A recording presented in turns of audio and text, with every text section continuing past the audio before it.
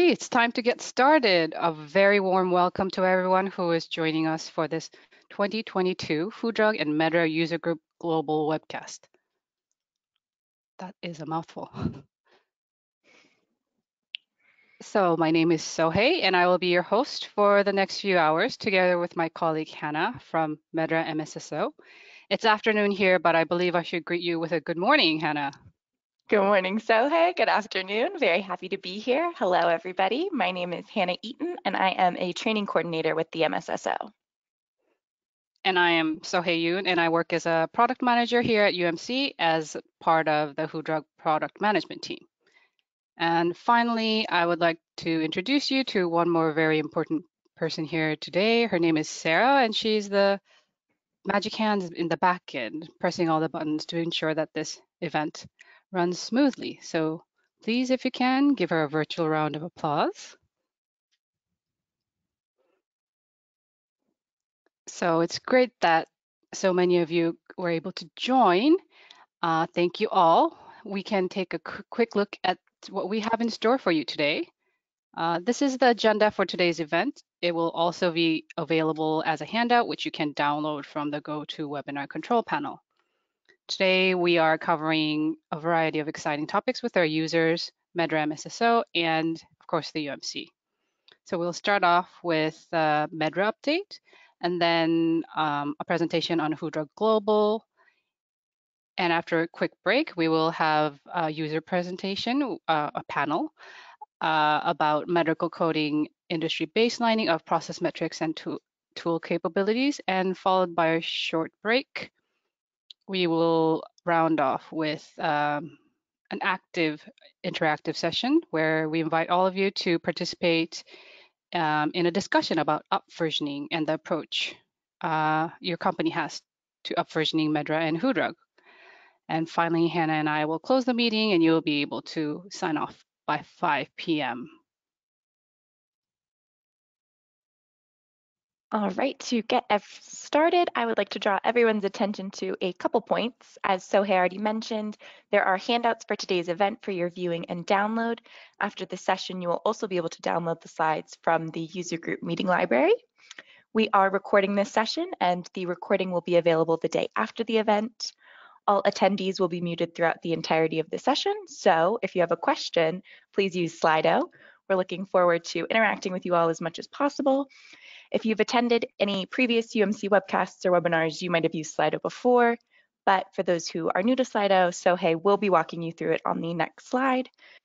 Finally, we would like to ask you to complete our post-event survey. It takes less than 2 minutes of your time, and your answers will really help us in planning future events and are of great value to us.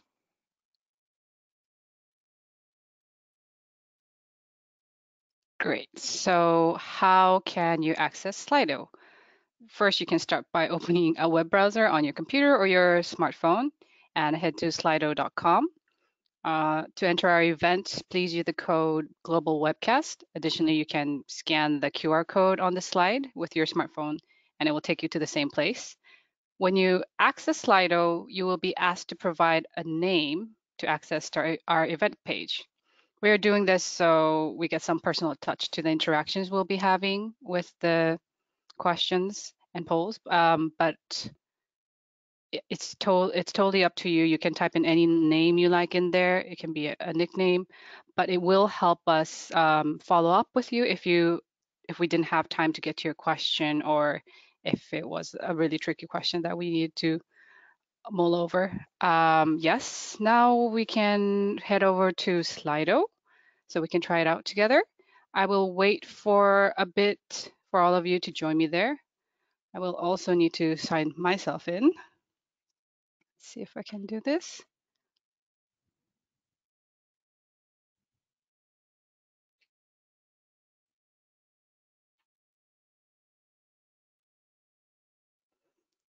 So hopefully you have all found your way to Slido.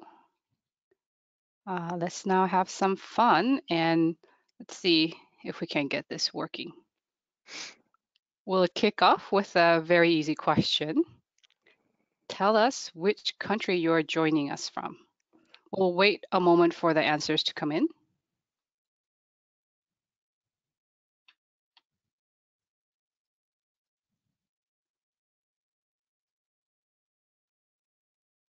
Okay. I see USA is the big one. Might be very early for some of us if you're on the West Coast. Let's see, I see Germany, Mexico, Netherlands, South Korea. Wow, very late. Thank you for joining us. Egypt, Jamaica. This is very exciting, a truly global audience. Yes. Ecuador, South Africa. I think India's growing in size. I think we're getting a couple Indias.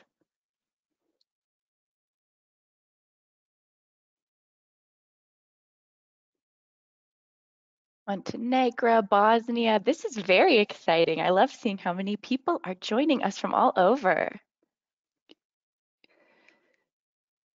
Yeah, no, it's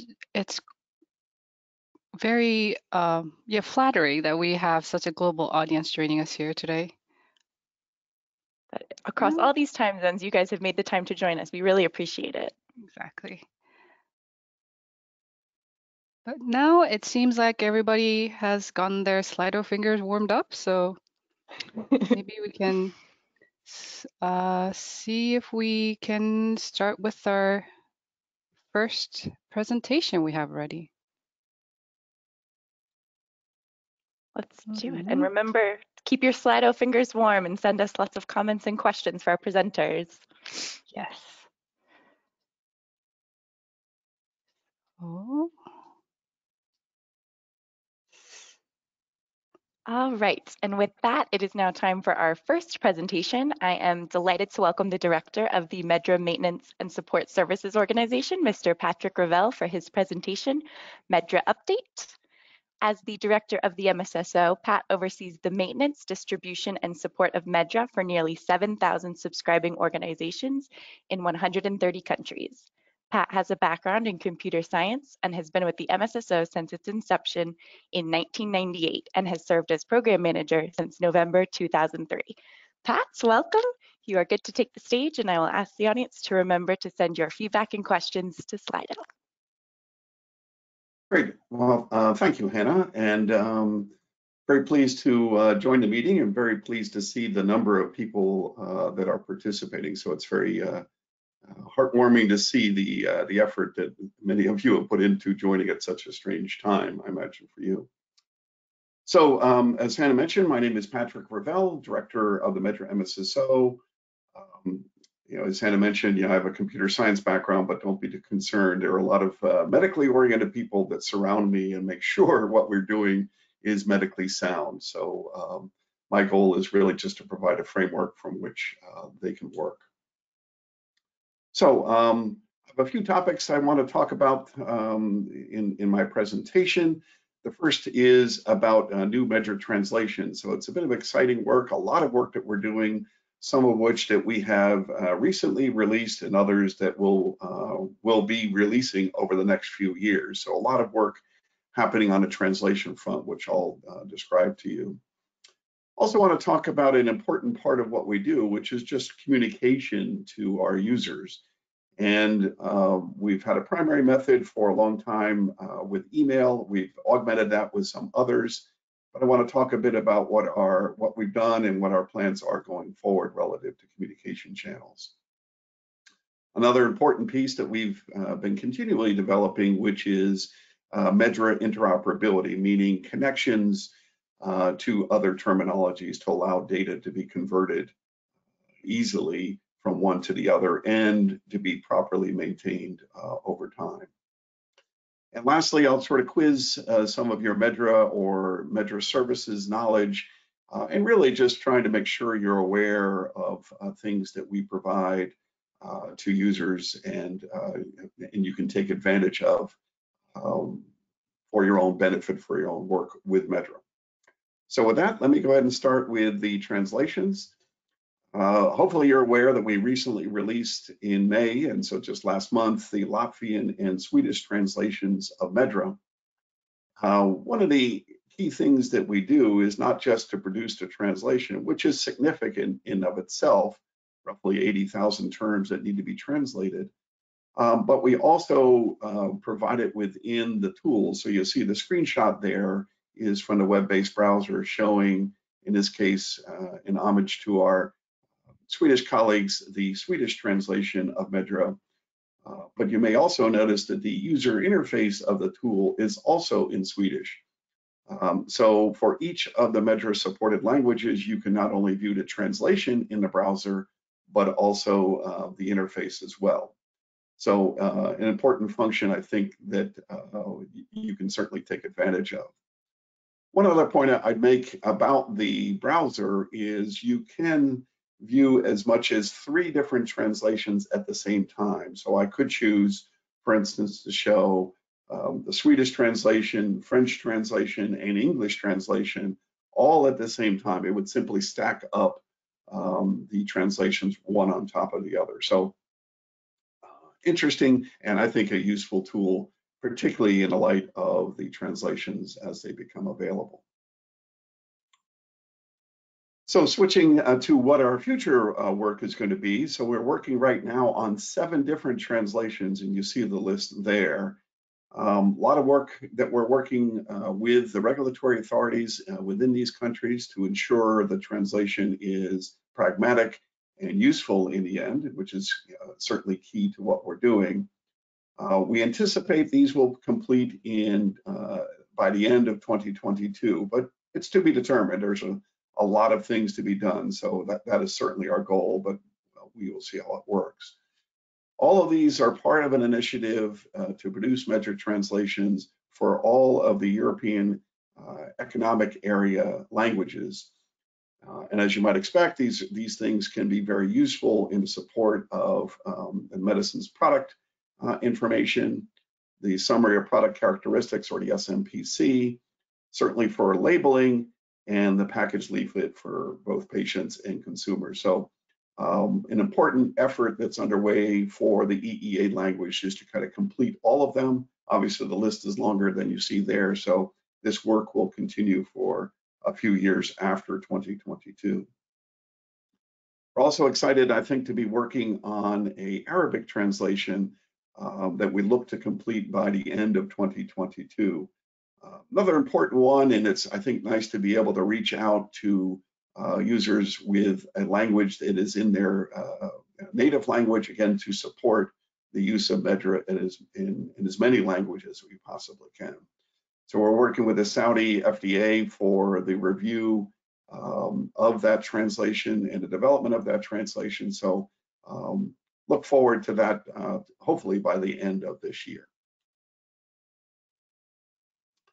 Switching gears now to our Msso communication channels. As I mentioned, we've for a long time have used email to communicate to our users, and certainly plan to continue to do that to describe what's happening for training offerings, Medra releases, software downtime, or use group meetings like this, to try to spread the word as much as we possibly can. Well, we found over time, though, that because of the nature of the world these days, there are email filters that will block some of the messages that we send. So unfortunately, not all of the users that we want to communicate with are receiving our messages. So it compelled us to kind of look in other mechanisms or other channels to be able to communicate different types of information to our users. So as you see the various logos there, so LinkedIn and Twitter and Facebook, WhatsApp and WeChat are, all of these are important kind of mechanisms for us to communicate. A lot of times it's the same message that we send out in a broadcast email that we want to be able to send out via these channels. For WhatsApp and WeChat, we also have various language groups that allow users to communicate to each other that we also participate in. Senddesk is a chat tool that allows you as a user to ask questions directly to live Msso staff on the other end to respond to your questions. We've seen that growing in popularity and use, so I encourage you that to use that tool. It's available if you go on to the Medra.org website, and you'll immediately see it in the bottom right-hand corner. And certainly with YouTube, we've posted a lot of our training materials in a very convenient place for users to be able to access. So again, hopefully you're taking advantage of these channels to be able to get the information we're providing. We will continue to use email as our primary method. So it's all of these are meant to augment what we're doing, not replace what we're doing by email. So our goal again is to try to reach as many users as possible in a convenient way. So again, keeping with the primary method of communication, we're still looking for other ways to do it. And we're looking at using text messaging or SMS messages to users. So the default would be that you would receive no messages. You would have to sign up and provide whatever number you would like for the messages to be received on. And then you would have to choose which of the type of messages you would like to receive. So we'll be working on this probably over the next year or so and rolling that out at some point in time. But again, just another way to reach out to Medra users. Switching gears now to Medra Interoperability, if you look at it from the context of medical terminologies, this is simply being able to convert data from one terminology to another. So interoperability is a long word, but simply stated, it's just a conversion of data from one to the other. The goal obviously would be to keep things intact as you convert, but there's always a little bit of a potential of some loss, but we'll talk a little bit about that in the next coming slides. So the Msso has collaborated with several different organizations to develop mappings or support the development of mappings or provide input at least to several different mappings that are out there. And I'll talk through a few of them. So this is the list that's available. We actually have a page devoted on the Medra website to mappings. And my goal really here is just awareness for your sake to understand what's there. The WHODrug bridge is, obviously WHODrug is no longer maintained by our colleagues at UMC, but there are still many users out there who had data or have data in WHODrug that want to be able to convert it to Medra. So we work to maintain that terminology or that mapping as Medra changes. So obviously WHODrug's not changing, but Medra is. The other terminologies or mappings that you see there are, some cases are relatively small, others are relatively large, but in all cases, they either will use Medra terms directly or will have a mapping between a term in that terminology to a Medra term. So again, a resource I think for you to take a look at, and if you need to convert data, these exist to be able to support that function. So I want to talk about two of upcoming mappings that we have that we're very excited, I think, to be able to provide. The first is a Icd-10 to Medra mapping, and it is indeed in that direction from Icd-10 to Medra only. So you can see very simply stated, you see the green column headings, the Icd-10 code and the Icd-10 term with a link to a Medra term and a Medra code. So that's pretty straightforward, and you can see the easy connection between the terms themselves. In this mapping, we've also added what we call a mapping attribute that describes the connection between the two terms. So for example, yellow fever, unspecified is exactly the same term between Icd-10 and Medra. So that is an equivalent, meaning no loss of information at all if you were to convert data from Icd-10 to Medra. Similarly, if you look at the next example, birth injury to facial nerve and facial nerve injury to birth trauma, although those are different words in different orders, the meaning is the same. So again, it's an equivalent term between the two different terminologies, so no loss of information. There are some cases, however, where if you look at an Icd-10 term, measles with other complications is mapped just to measles. So there is a bit of a loss, and it's losing the other complications piece of it. So we want to flag that if you're using that particular mapping of that term so you understand it. The smallest group that we have, and as you might expect with different terminologies, there's not always 100% overlap. So there are some terms, a small number of terms that are not mapped between the two and are simply marked as unmapped. So key is we'll make this available in a spreadsheet format from the Medra.org website. And another key is it will maintain the mapping based on Medra updates. ICD-10 is no longer changing, but we'll also look for input from users if you would like to make a change to something we have already mapped. So sticking with the ICD-11 with ICD-11 discussion, we're also looking at an ICD-11 mapping, and this one will be bidirectional, meaning it goes from ICD-11 to Medra and from Medra to ICD-11. So we're working with WHO to explore the development and maintenance of both of these directions. It's a larger task than ICD-10, just given the sheer number of terms to be considered. The key for us is it's not just a one-time effort. We will continue to maintain it as Medra and ICD-11 evolves and changes. So more details to follow as this mapping develops. Okay, now we're switching to the did you know portion of the presentation. So I have 3 kind of quiz questions for you. And again, I'm just trying to draw awareness to features of the services that we provide so you can take full advantage of what is available. Probably the most frequently used one is the free training that is available to Medra users. So comes in the form of webinars or classroom training. Obviously, with the pandemic, we transitioned very heavily to webinars, but we're starting now to go back to classroom training. So very interested to see how that works over time, and can we go back to providing a greater number of classroom training. Really will be based on the reaction of users and certainly the instructors as well, and to make sure people feel comfortable in that environment. There are many kind of recorded how-to videos, for instance, how to navigate the Medra.org website, how to get started with Medra, a variety of different ones that are available on the Medra.org website or on YouTube, but encourage you to take advantage of those that are available. Maybe one of the less known features is we do just post all of our materials on the website for you to be able to use directly. So if you had a training internally within your organization, you can start by using the materials that we use for training for your own purposes.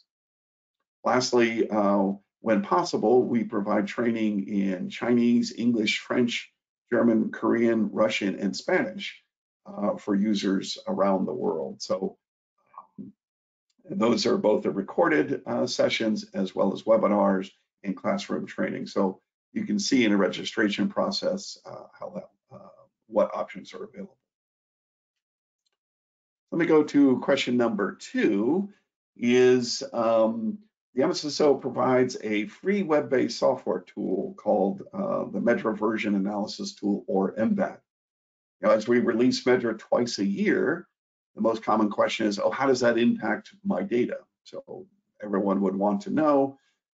This tool was specifically built to do that. So it will tell you all of the changes between any 2 versions of Medra. More often than not, you're interested in the last version and this one, but depending upon how you're using it, maybe you've got a version of Medra that is maybe 2 or 3 or several years back that you want to compare and understand what the changes were between that version and whatever other version you'd like to compare it to.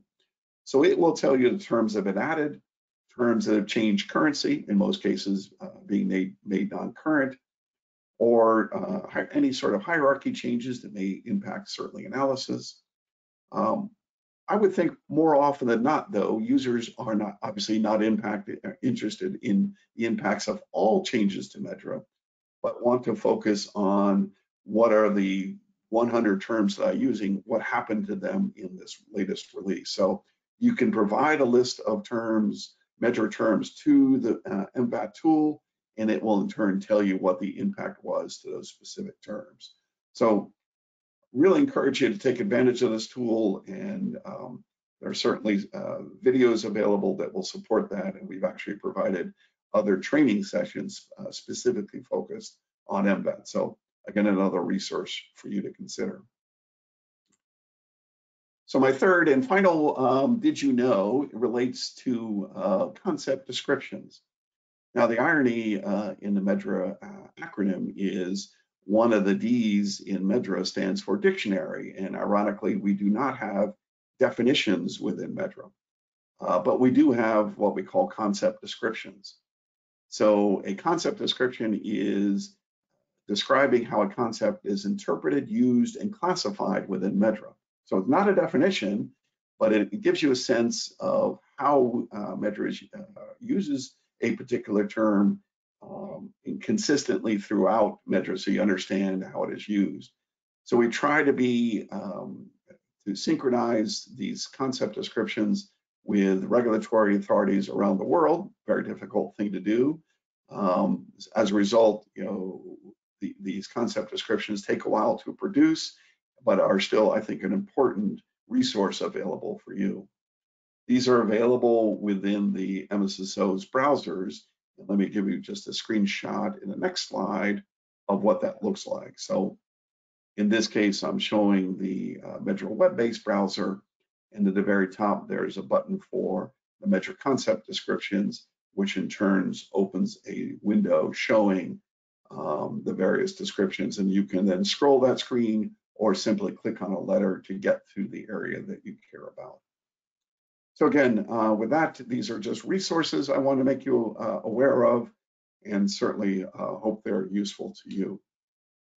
So with that, I thank you for your attention, and I'm happy to address any questions there might be. Thank you so much, Pat. If we bring up Slido, I think I saw we have a couple questions already, and I will remind the audience that you can upvote in Slido. So if someone's asked a question that you really want an answer to, you give it a thumbs up. There we go. Okay, so our most upvoted question is, when will ICD-10 to Medra mapping be available for download? Yeah, you didn't let me get away with not giving you a time frame. So it's a little bit uncertain right now. We're hopeful for the end of the year, but it may go into next year. Most of the work is done. We need to coordinate the agreement between WHO and ICH, so that's an ongoing effort. So it's hard to put a time frame on that, but soon. Obviously, ICD-11 will follow after that one. Perfect. If we go back to the questions, all right, let's see. Our next one is, do regulators review the entirety of a new translation before release? Yeah, thank you for the question. It's an interesting point. So it's a huge terminology, right? So 80,000 terms. What we try to do is to have them do a 25% sample across all of the system organ classes. So everything is sampled, but it would be kind of overwhelming for them to look at every term. We do have thresholds that say, hey, if you pass a certain level of error, as in major error issues, we'll look a bit more closely in one SOC versus another. Thankfully, the quality has been excellent to date, so we've not had to do that a great deal, but interesting question, thank you. Perfect. I think we have time for one last quick question.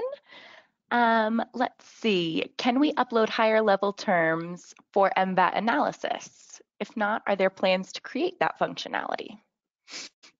I believe the answer to that is no. I think we focus much more on the LLTs and PTs. It's an interesting thought. I guess your concern would be, what happened to a HLT or HLGT or maybe even a SOC.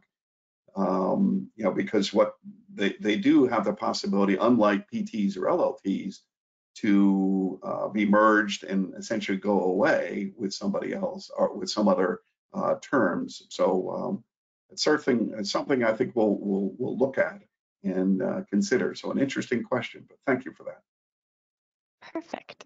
Thank you so much, Pat. I think we'll bring it to a conclusion. Thank you so much for your presentation. And of course, thank you to the audience for your questions and your comments. Thank you so much. And it is now time for a presentation from UMC. Sohei, over to you.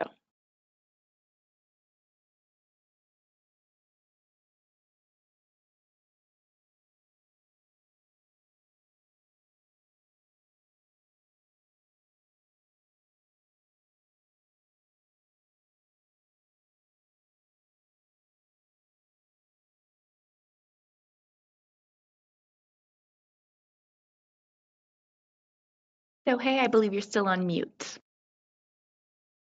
Thank you for that. I am really bad at unmuting myself. So next we have WHODrug Global in a world of standards. And as a speaker, we have our very own Damon Fahimi. Damon is working as the outreach manager here at the UMC, and he holds a master's degree in pharmacy from Uppsala University, Sweden. He joined UMC in 2012 and is together with the members of the outreach team responsible for communication around UMC's product and services. Damon, the floor is yours. And dear audience, please remember to use Slido and leave Damon your feedback and questions. Thank you very much, Sohei and Hannah. So I hope that you now can see my screen as well. So again, thank you very much, Sohei. It's a great pleasure for me to be here today. Personally, I've had sort of a dream of a virtual UMC and Msso hosted user group meeting for many years, actually. So this is very exciting for me. Today, I'm going to be talking on WHODrug Global in global standardization initiatives. I am doing this from a hotel room, so please bear with me, but I hope that we will manage without any severe tech issues today. Let's hope for that. So what can you expect out of the next 15 minutes or so? Well, while I expect that some of you might already be very well familiar with the standardization initiatives that I'm going to talk about today, I know that some of you might not, at least for some of them. So I'm hoping to provide you with the basics. The three initiatives that I will cover are CDISC Sdtm, ICH E2BR3, and finally also the ISO Idmp standards. The standardization initiatives today, they are all from various steps in the drug development process, but in this presentation, they have one thing in common, and that is that WHODrug can be used in all of them, and I will tell you how today.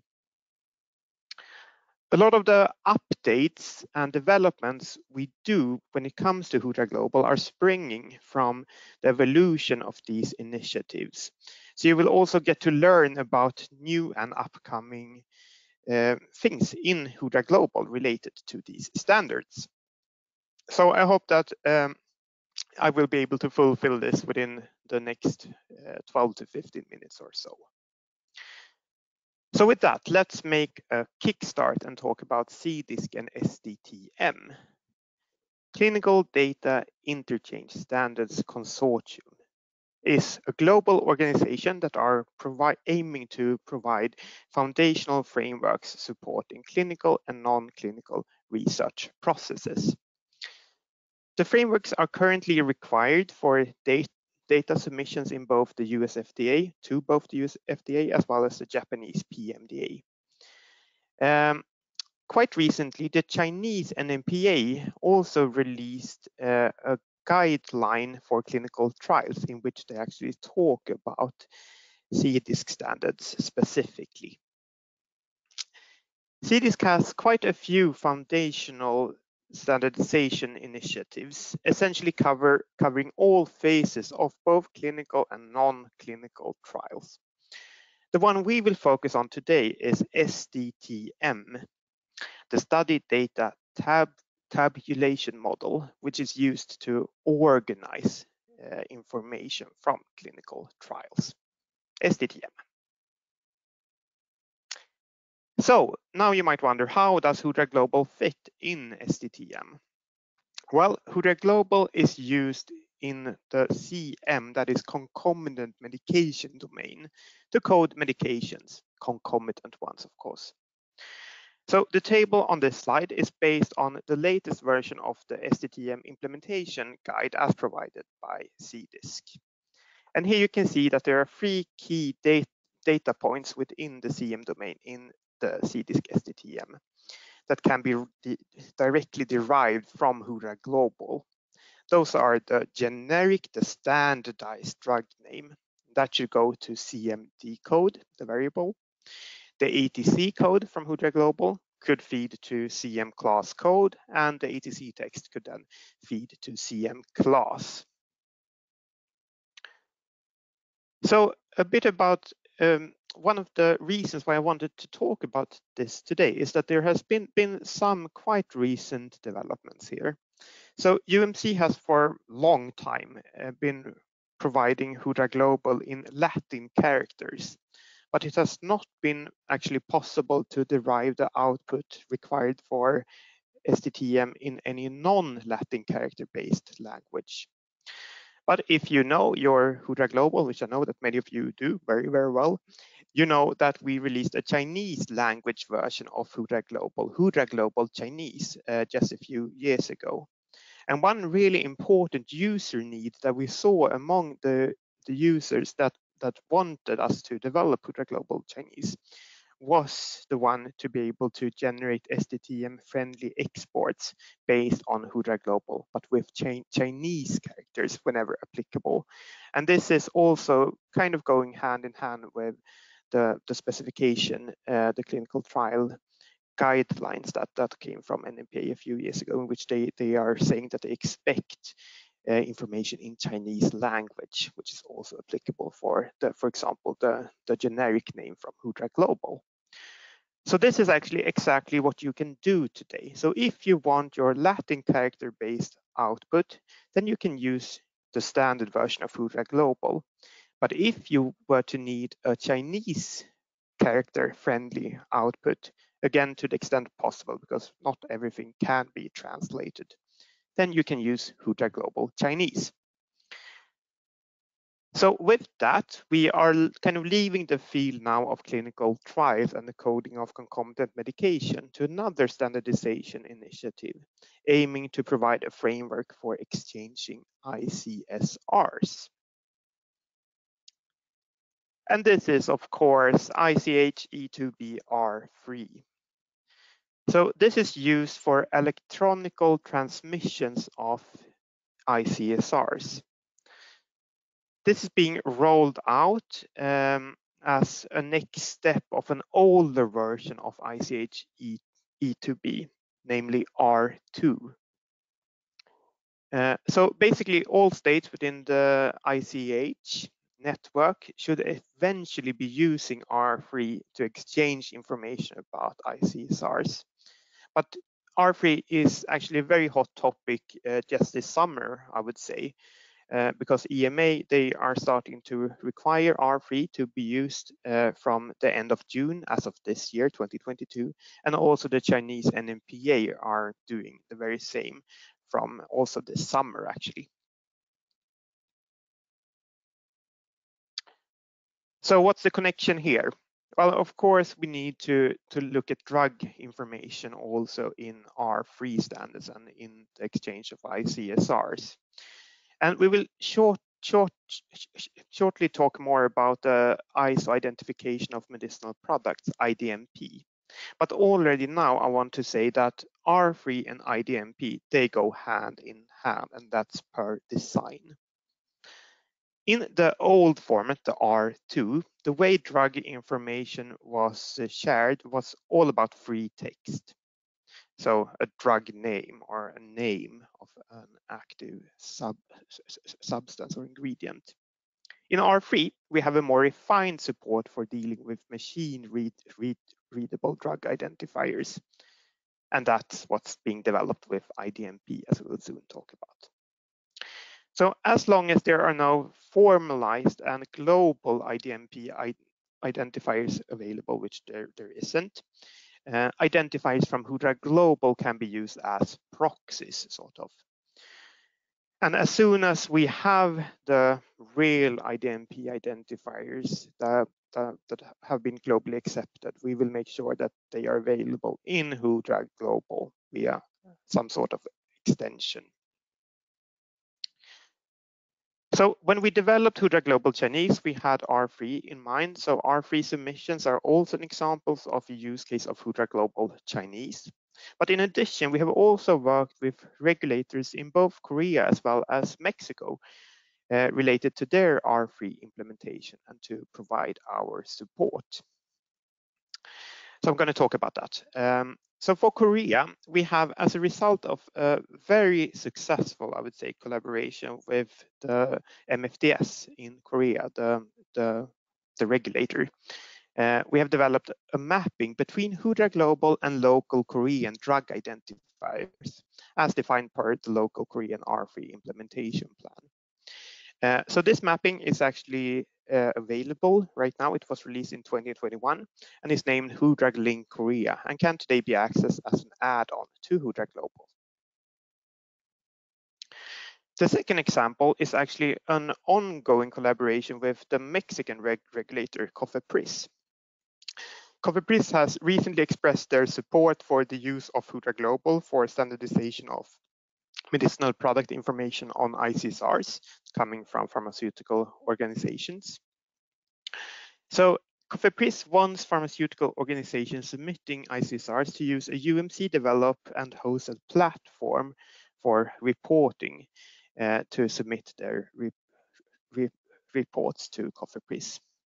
Within this platform, manual cases can be uploaded and coded directly, or the reports can be uploaded in batch format in XMLs following the E2B R3 specifications. And here I would also like to say that we are expecting that quite a few organizations with maybe limited or actually no experience with WHODrug Global, we need to get familiar with WHODrug Global. So therefore we are currently, as we speak, actually looking at how we best can extend our support and training to organizations in Mexico that are new to WHODrug. So that's something that is coming. Just the other day, we have also released a new page on our website with some more information around this. So if you want to read more about this, I recommend you to visit UMC website as displayed on this slide, and the slides are available as handouts, as Hannah and Sohei has mentioned previously. Our final standardization initiative for today is actually a set. It's the ISO Idmp standards, so 5 of them. Idmp stands for Identification of Medicinal Products and aim to facilitate the exchange of medicinal product information on a global level to support pharmacovigilance processes. UMC, we are part of various working groups that are currently working with ISO Idmp on various levels, and we have also been given the role as a maintenance organization for one of the key identifiers in the Idmp, namely the pharmaceutical product identifier, the PHPID. So ISO Idmp is a topic that we have talked about at I think all our user groups this year, and we are also planning for additional webinars to extend an e-learning effort here. So this is something we will keep talking about. So I won't say much more than that about the basics for now, but there is more information also. There is information on the UMC website actually if you want to read more. But I want to build on that and talk specifically about, so how is this going to affect WHODrug Global?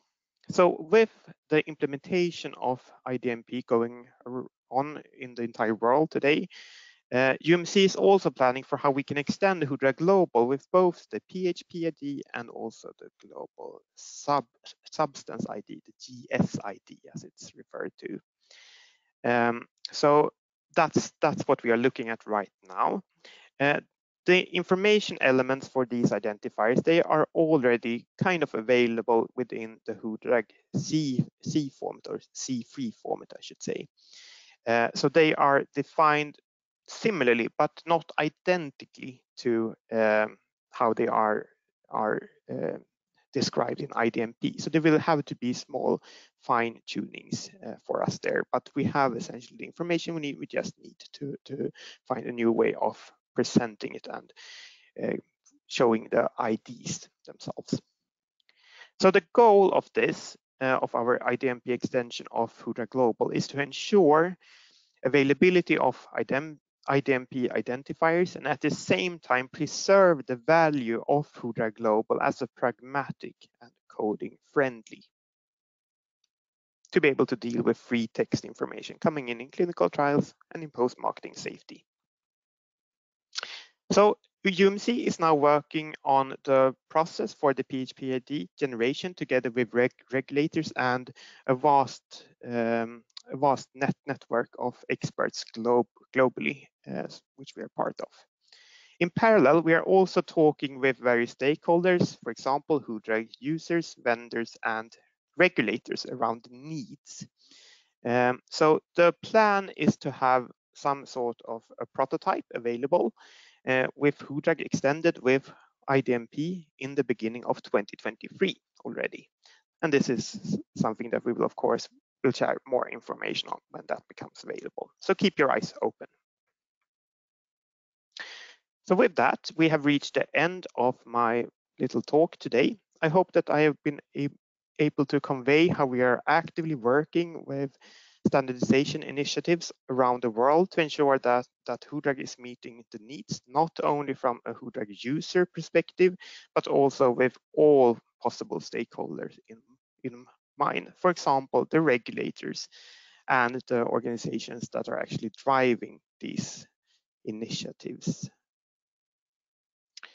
So if you have any feedback for us, you're always welcome to reach out to me. You have my mail here on this slide, or you can of course get in touch with our WHODrug support team directly as well. So with that, I would like to thank you for your attention and back to you, Sohei. Thank you, Damon. That was truly a helpful overview of the role of WHODrug in data standards for medicinal product information. So let's go take a look and see if the audience has any questions for you.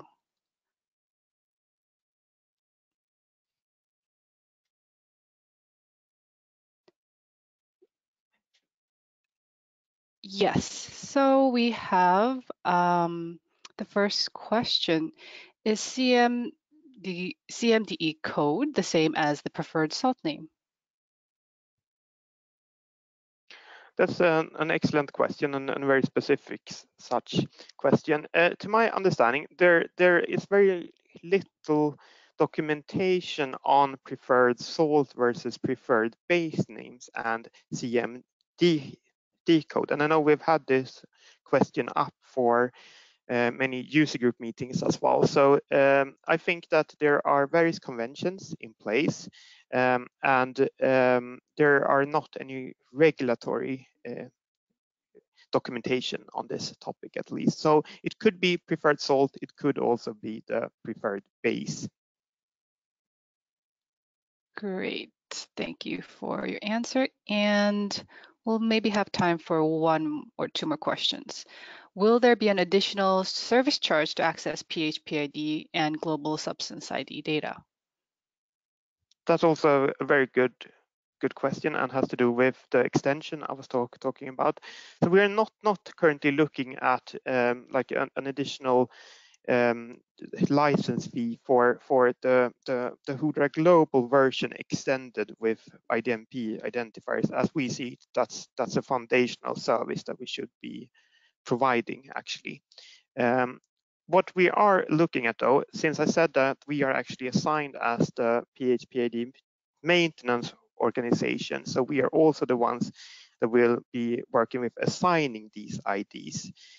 So it's important that we keep both of these in mind. And for the PHP-ID maintenance process, we need to look at exactly specifics how we're going to be able to deal with the vast amount of PHP-IDs that has to be generated and how we'll be able to do that. So that's another discussion. But for the WHODrug global extension, we are not looking at an additional charge for WHODrug users that are currently having access to WHODrug Global.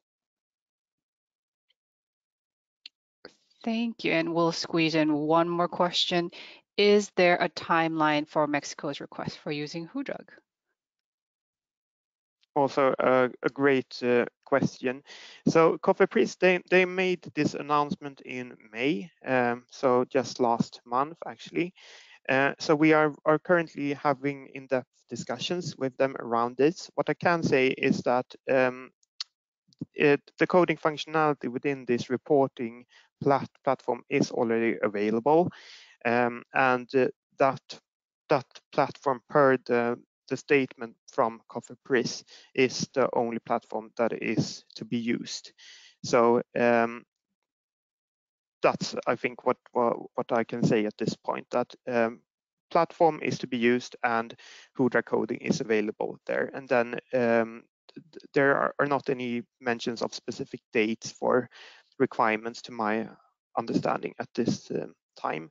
But please keep an eye on this website, which we just launched today, I think, which is linked on my slides, and we will post more information. So the intention right now is there is kind of basic information there now, but we will, as we have more discussions, we will add information there. We will add an FAQ part there as well with specific questions, just as this one. So thank you for this question. Yes, thank you again, Damon. Great presentation. Of course, thank you to the audience for so many great questions. If we haven't gone back to your, had a chance to cover your questions, if you've left them with your name, we will try to get back to you via email and help you answer your queries. So now we have time for a short break before we start with the second half of our webcast. Enjoy, and we will see you back in 8 minutes.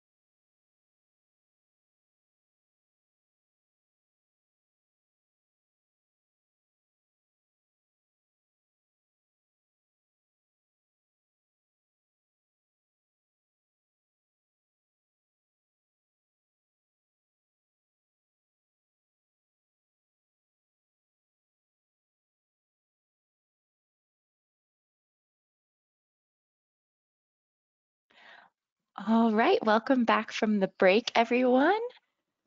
Without further ado, let's dive back into our presentations. It is time for our first external presentation of the day, titled Medical Coding Industry Baselining of Process Metrics and Tool Capabilities. I'm very excited. We have an exceptional lineup of speakers, so please join me in welcoming Ian Slack, Mansi Joshi, Martin Menke, Henry Chen, and Hank Dennis. With over 20 years in the industry, Ian comes from a laboratory background and accidentally found medical coding at Parexel in 1999, joining their newly formed dedicated coding team. Ian is an experienced people manager, presenter, and trainer, and includes process development optimization and implementation in his general skill set. Currently working for Vertex as a director leading the international clinical data management function and is global manager of medical coding. Henry is a principal with Thesis, a coding CRO, and has worked for almost 30 years with coding and coding dictionaries. He has served as a coding subject matter expert for the Society of Clinical Data Management and as an expert panelist on the 2020 Medra Blue Ribbon panel. For WHODrug users, he serves on the advisory group, user group program committee, and best practices working group. Mansi is a postgraduate in clinical research from RCI Mumbai and is coaching, providing guidance and technical expertise to internal, cross-functional, and external customers on coding-related tasks and customer-level POC for project oversight. She has 11 years of experience in this industry and has a vast knowledge on various data management platforms and widely used coding tools. Hank has over 25 years of experience in the pharmaceutical and biotechnology industry, both sponsor side and CRO. 13 years in coding and the rest in data management. He has worked in all phases of clinical development and a wide variety of indications. In addition, he works directly with the Medra Msso and Uppsala Tremonti Center on their best practices and tech advisory committees. Martin graduated in microbiology, followed by 10 years of cancer research. He has been in pharmacovigilance and medical coding for more than 23 years. In 2015, he became the global medical coding lead at CSL, responsible for medical concept management in pharmacovigilance and monitoring coding quality, supporting case processing, signal detection, and risk management processes. He has been active within the European Medra user community since 2009, chairing the steering committee since 2017. Welcome, everybody.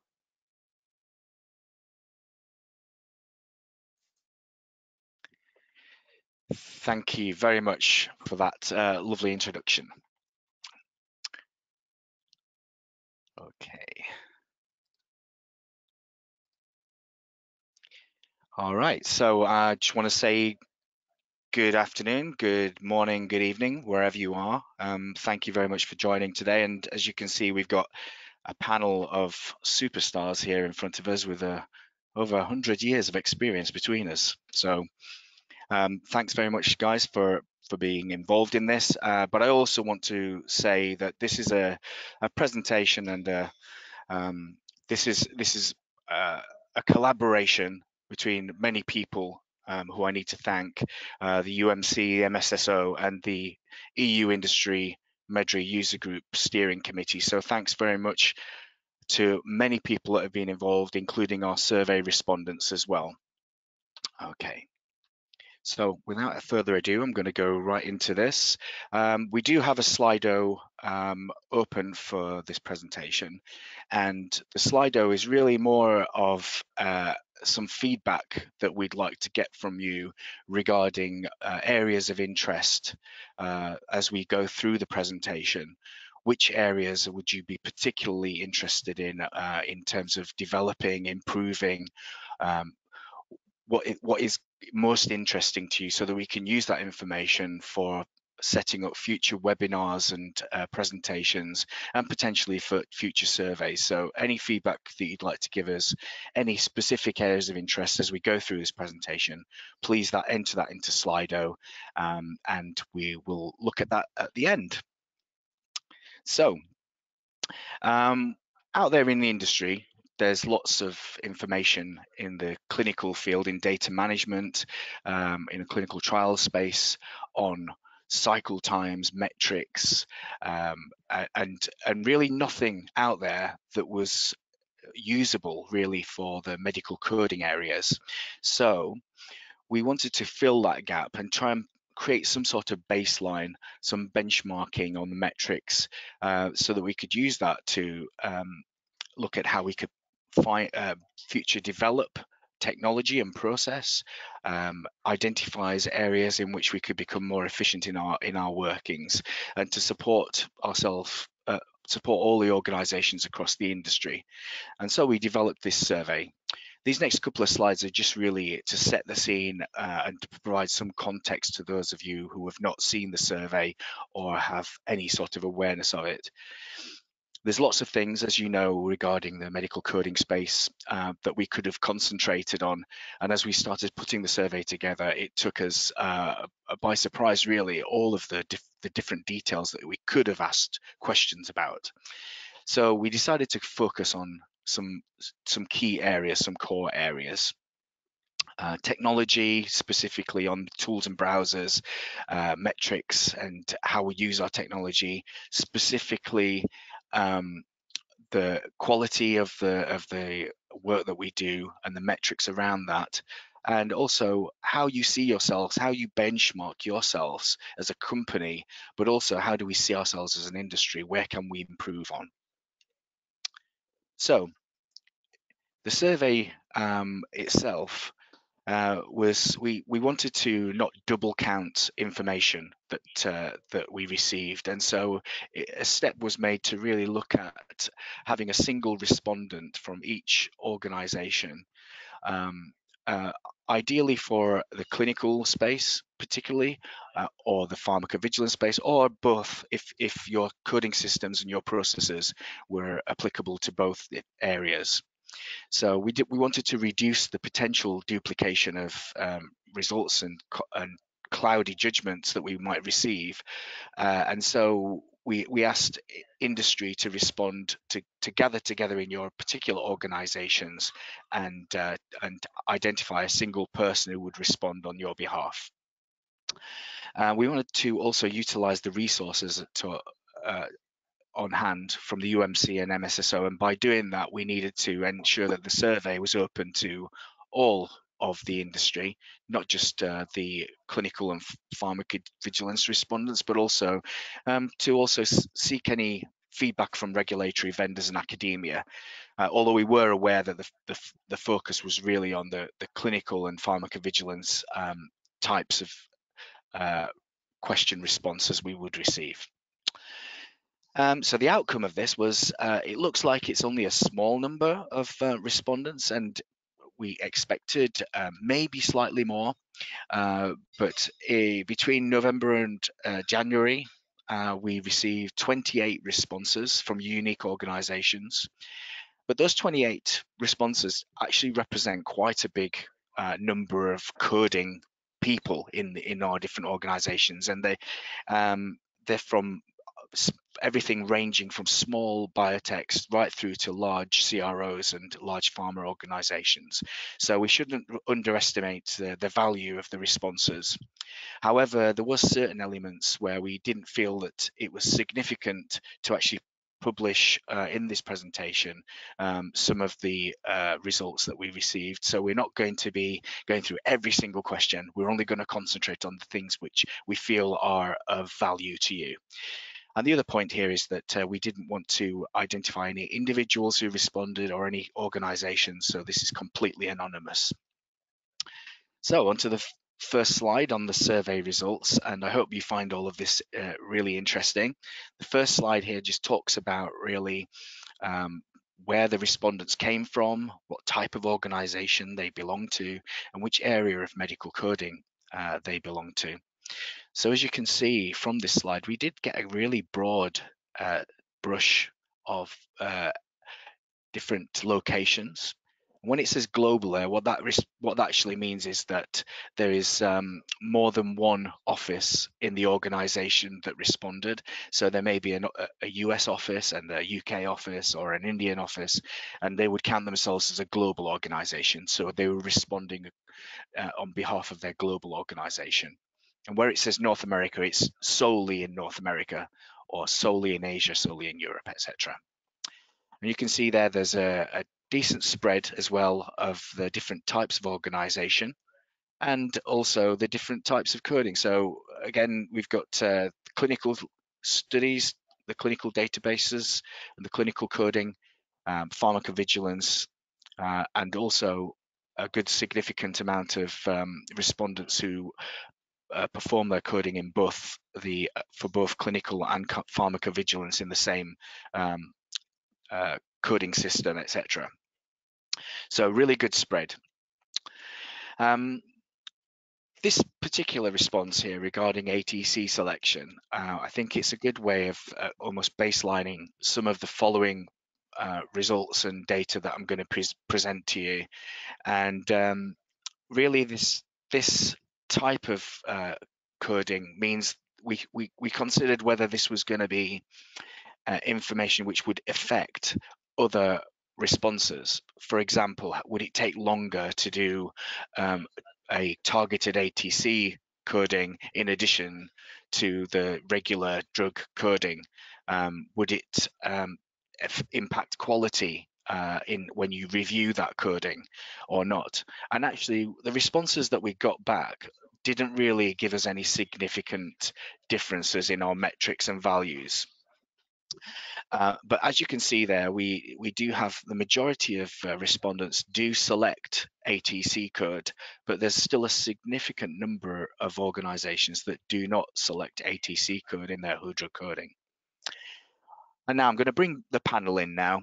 I'm going to ask Hank and Henry to just respond here in terms of this kind of baselining. Where do you think we're going to go in future in terms of ATC assignments, in terms of technology and systems? How do you see us moving forward as an organization? And I'll reach out first of all to Hank. Okay, thanks, Ian. So great question. I think the evolution of ATCs depends a lot on the various organizations and their analytical strategies. Many companies out there, when you look at their studies, statistical analysis plans, specifically call out the use in their analyses of ATCs, or they may call it medication class data. So, companies that continue to use medication class or ATC data, they're going to be driven solidly towards continuing to select single ATCs, which means technology vendors need to keep a finger on the pulse of the industry. Currently, there's not a lot of technological flexibility in the major systems that are out there. So I think it'll be exciting to see the evolution of technology to meet the user needs. Thanks, Hank. And Henry, anything from your perspective? Yeah, as a coding CRO, we kind of have a good spread of companies that are and are not asking us to do a single ATC selection. And right now, I'd say it's probably about a 75, maybe to 25% split, 75% where we are selecting ATC code and only 25 where they've chosen to use all ATC. I will issue a caveat that could be just because we are providing that option for them, and so they may just be choosing to have us select that single ATC just because it certainly doesn't preclude them then from in the future using all ATC. I know there's a handful of companies that we work with that are really laser focused on ATCs, and we get back literally, pages and pages of spreadsheets where they're asking us to change the ATC codes, even for terms that only have one ATC code assigned where we can't change it. And then I think we have the other extreme where I think we send the ATC codes and they're certainly not looking at them or using them, and I'm not sure if they're just choosing to use all ATC, or I think it's possible that for some of them the value of concomitant medication and WHODrug coding just isn't so great that they focus on that.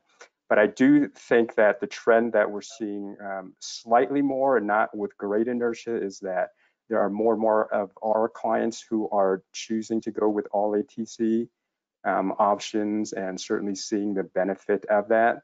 but I think it's going to be an inertia sort of thing. There's still, like Hank mentioned, a lot of companies that are still, for historical purposes, for lack of a better phrase, continue to use it just because it's this quote unquote familiar and in their eyes the safe option.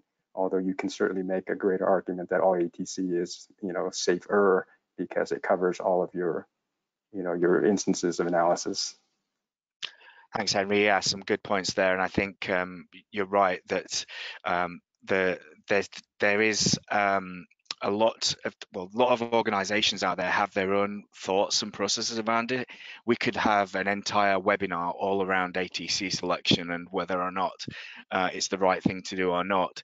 But I think ultimately what we're seeing here is that the message that comes back from this kind of survey response is that we're split, but perhaps we should have some flexibility in our coding technology and the tools to allow for either the selection of ATC, the not selecting ATC, or the ability to potentially have both outputs as well. And just one comment on that, some systems force selection of ATC. To me, that's a little bit mind-boggling that a vendor is actually forcing a practice and therefore sometimes causing companies to actually default certain things that are in fact causing incorrect data to be generated. So if you're a vendor out there who's doing that, I would certainly highly encourage you not to do that anymore, to remove that requirement.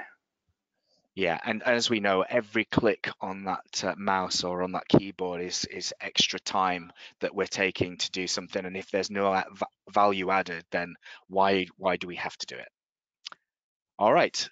So the next slide really just talks about all the different coding system capabilities that we will see here in the survey, the responses that we got. And what we did in order to kind of visualize this a little bit better for everyone was put together the levels of complexity as we saw it, which showed the trend in responses for the less complex areas to be used by people responding to the survey, and the more complex being less used.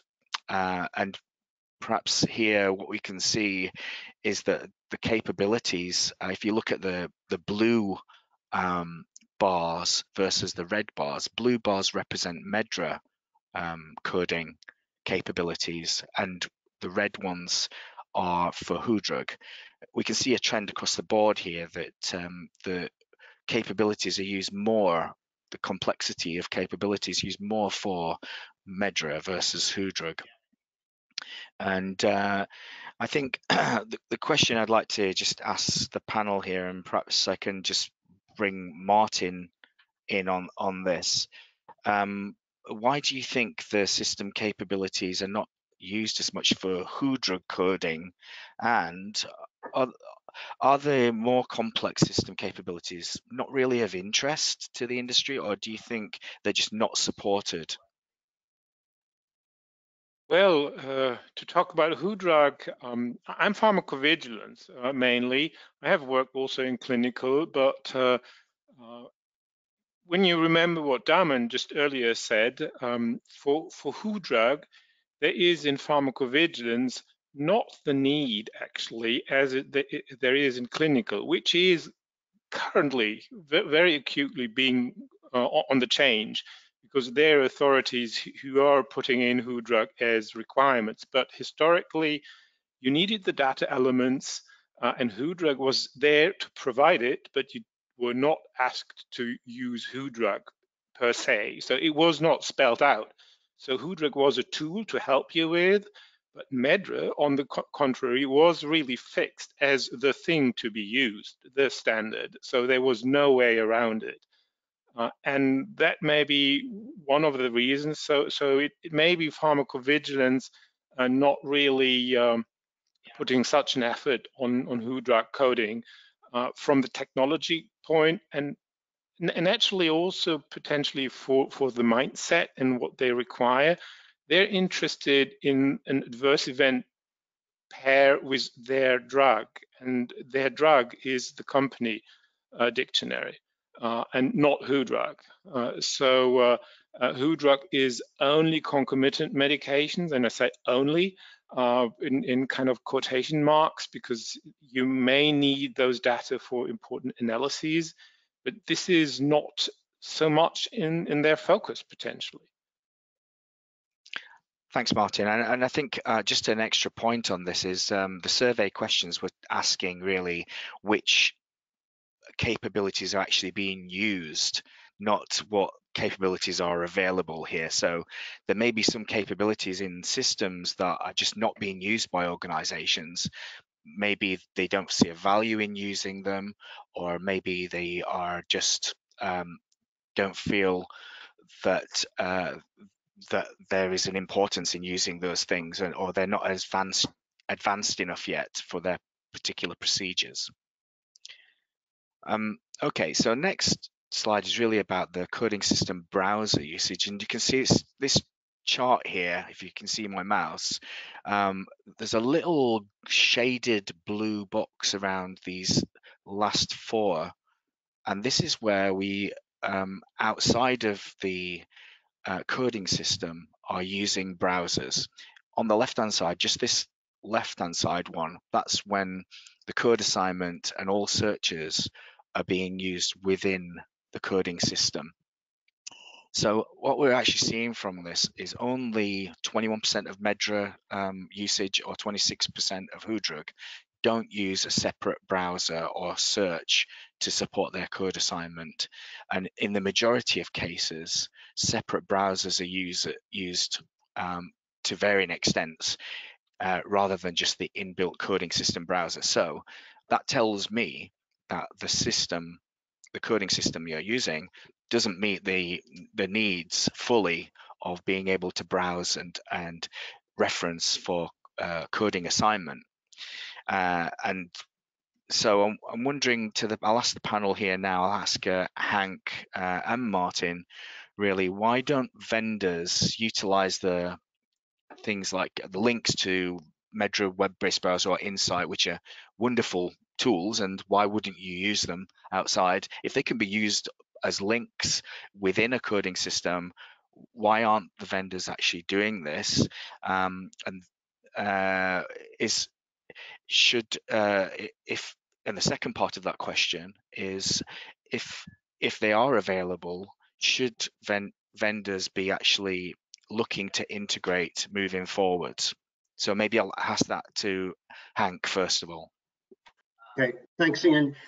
Yeah, whether a vendor can implement links to the standard browsers from MSSO and UMC is all dependent on their existing system infrastructure. So, in an ideal utopian world, we'd be able to just grab a link and insert it into the system, the coding system. But then you got to realize on the back end that there could be conflict with the system setup.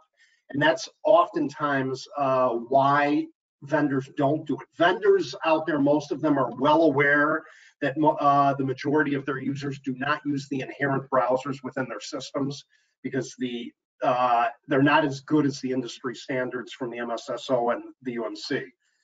The problem is that the vendors would have to do a major overhaul in many of their systems, which is a cost and a time constraint. And then, should they do it? In our minds, yes, they should. You serve the user. However, there is a bit of hubris out there among the vendors, unfortunately, that, oh my gosh, if I put a link to something that could potentially help the user, it's detracting from their ability to use our native system. Why can't we just fix our native system, or don't give it to them and force the user to use the native system, which is not the correct way of thinking for a vendor. The vendor should either look at fixing their system for the benefit of the user, or put the link in and allow the best user experience possible. Thanks, Hank. And Martin, from a pharmacovigilance perspective, how are Yeah, you I think kind of thinking? that would be just the user's expectance and the user expectance for the coder. And I've been coding myself millions and millions of codes. I would simply expect the gold standard to be the minimum, the absolute minimum. So the functionality of the web-based browser of the MSSO or WHODrug Insight should be absolutely minimum, and anything less wouldn't be or would be totally unacceptable for a user, because it's a nuisance and it costs daily time and work, and it's really just an annoyance. And that's my user's perspective. So Thanks, Mark. anything the vendors need to update, either if they force them to use the inherit thing to be at least as good as the gold standard, or they need to say, well, we just link it out to the people who can do better. Yeah, and I think there's obviously a lot of input from the users to the MSSO web-based browser and an Insight working groups who have shaped those tools, and they are excellent. So I think typically the message right now is, if your coding system doesn't have the capabilities, it's always good to have those separate browsers available for you to use, and then you can then supplement your coding capabilities, having two different tools open. But again, as we said earlier, every little extra click, every different system you're using takes time to do that. So ideally, it would be wonderful to have within the same coding system links to the tools, the gold standards that you mentioned, Martin. All right. So auto-encoding features, and this was an interesting result here. There's actually a huge range. So auto-encoding features here. You can see at the bottom right-hand corner, the more complex again, the advanced auto-encoding piece, and what we're talking about here is kind of the IA type, the machine learning, etc., that you're starting to see come into the industry. So more complex ways of auto-encoding versus our regular day-to-day, which everybody kind of has typically used, which is a direct to dictionary match at the very simple level. But then it's interesting to see how synonym lists are not being used so much for WHODrug. Wonder why that is. And then you go down, starting to get more complex and use different features like the rule-based algorithms. So incorporating specific rules, if, when, why, how, and all of that into your algorithms. Some systems have that capability, some don't. Some are inherent and built in and can't be changed. And then you've got things like do not auto encode lists, where, for instance, in Medra we have cold, right? But if you've got an adverse event, then do you want cold to auto encode, or do you want to stop that term from auto encoding for an adverse event? And similarly for medications, certain medications you may not want to code, you might want to know more detail. There's lots of different reasons why do not auto encode lists are being used. So because, for instance, prohibited medications. So again, I think from a pharmacovigilance perspective, the results seem to reflect that the more complex auto-encoding functions are not particularly used. So I'm wondering, I'm going to ask Henry to come in here. So why are we not using these more advanced auto-encoding functionalities? Is it a money thing? Or do you think the industry is kind of biding its time and waiting for it? What's holding us back? Yeah, I certainly think it's the holy grail of coding for these advanced auto-encoding features to be implemented, whether it's machine learning and or AI or sophisticated algorithms for being able to determine those codes. I think from my perspective, there's probably two factors that come into play here. The first is just the reliance or the comfort level that we have on the quality and accuracy of these autoencoding algorithms and tools that are available in the industry today. Certainly over the last several years, we've seen presentations on both the Medra and WHODrug side at these user group meetings with companies that are kind of showing where they've gone and how far they've gotten with these advanced autoencoding features. But personally, I just don't have the level of confidence yet to be able to say, I trust the results so well that it's going to save me enough time that I don't really need to look at the results because they are that good. It's another way of saying that I still then have to do all of the same manual review that I would normally do if I manually coded. And so it's not really saving me a whole lot of time and effort to use these autoencoders. The second aspect, and this would be less of an issue if you're just working within a sponsor company, but as a CRO, we're working across a wide range of sponsor companies and clients who have, as you can imagine, very different coding conventions. And so having to configure or programmatically enter all these nuances of the different coding conventions for so many different companies is a real challenge too. And I just think even in general, even if you're a single sponsor company trying to use an autoencoder, trying to train that autoencoder to be able to adhere to your coding conventions is still always going to be a challenge. Yeah, absolutely. I completely agree with you. I don't trust machines yet, and they're going to take over the world eventually, but I don't trust them. So Martin, from this particular one is interesting, this synonym list gap. We determined that this gap really between Medra and WHODrug was on the pharmacovigilance area. So perhaps is there why are synonym lists not being used for WHODrug, do you think?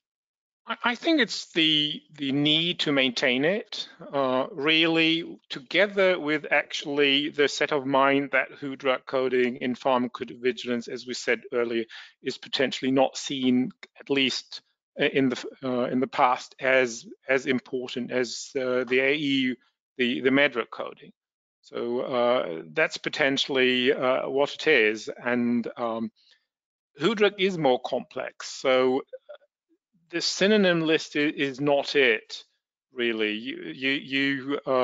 For WHODrug itself, because you need the ATC selection or whatever is within the WHODrug data model. So it's not just the name. And that makes maintenance of a synonym list more complex than it is for Medra, because there it's just the name, the concept, the medical idea behind it.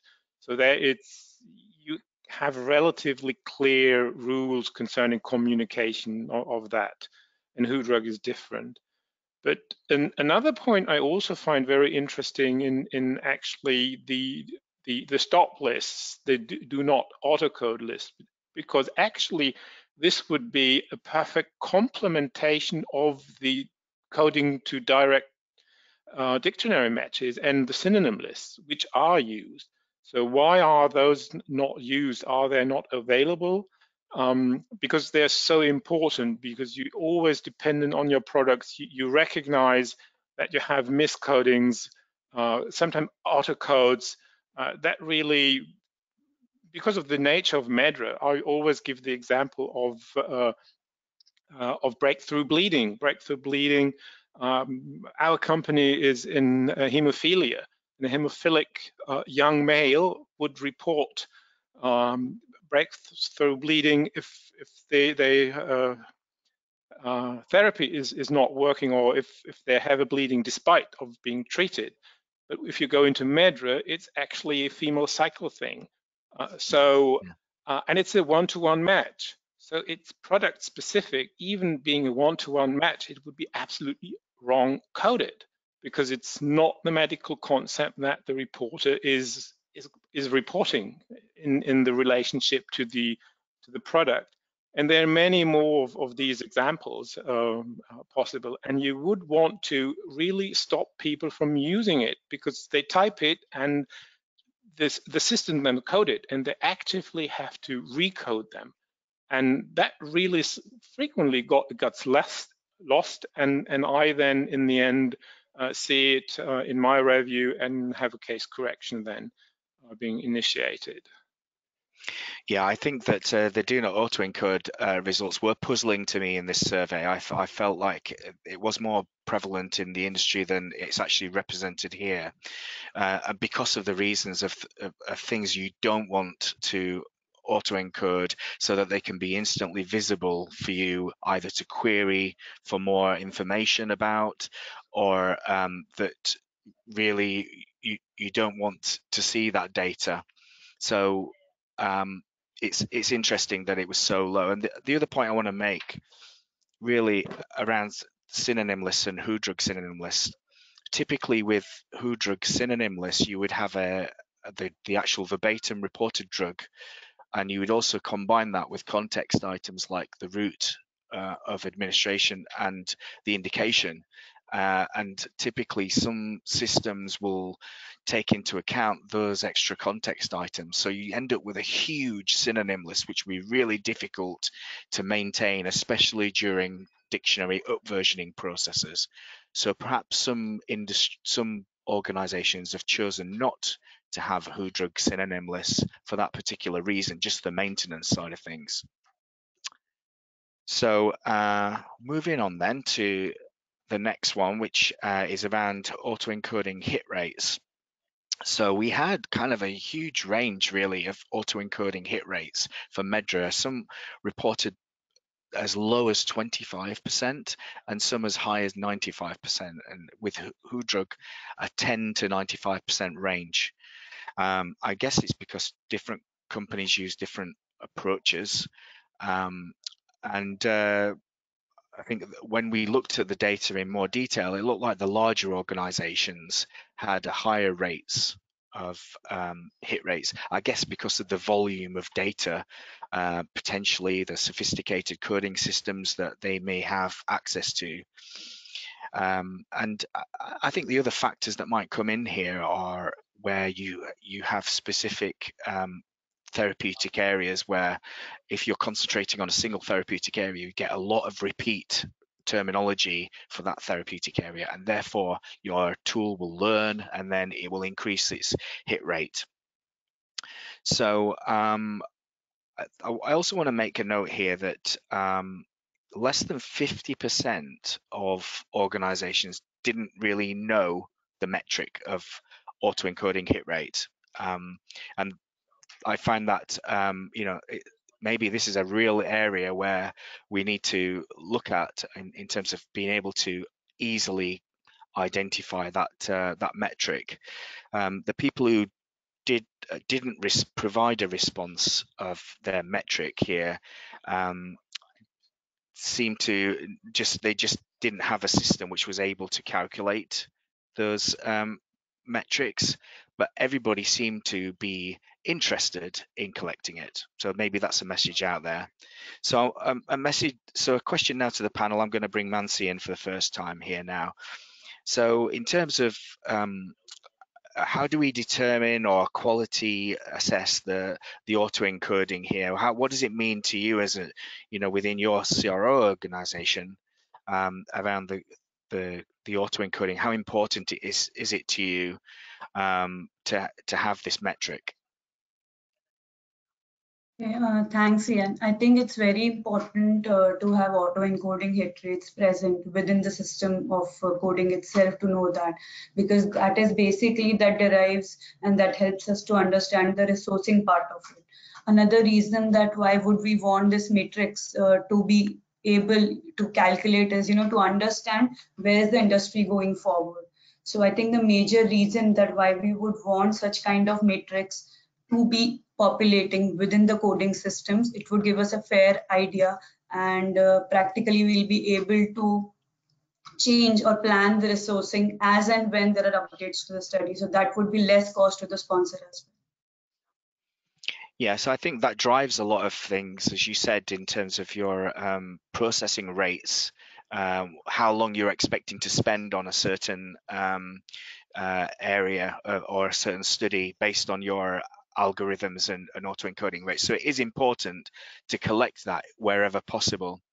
Right, so I'm going to move on. to the coding metric side of things, and this was a particular area of interest, really. The average time to code or manually code in minutes, because if you can calculate that, you can actually work out how long it's going to take you to perform a job of work.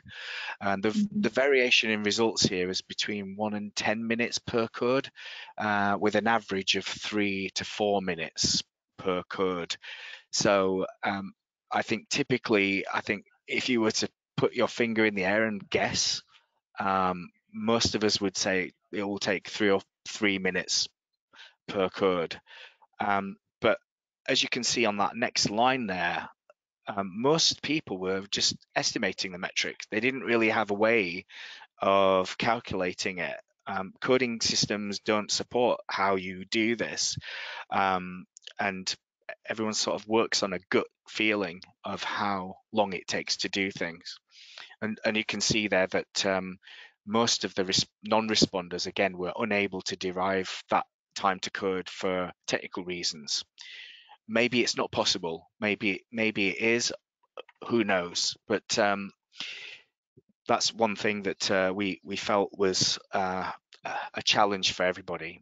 And without putting a lot of manual effort in and actually doing lots of timing, how long have you spent working on this study and how many codes have you coded in that time? It's very difficult to derive that type of metric. And on a related matter, in terms of the queries, the coding queries sent on average per subject, there was actually quite a low response to this question, and 11 out of 26 answered, and all but 1 were for clinical. So it was very focused on the clinical coding, and we tried to split this out into phase 1 and late phase studies, because phase 1 is typically a lower number of queries because we're dealing with healthy volunteers versus the later phase with patients.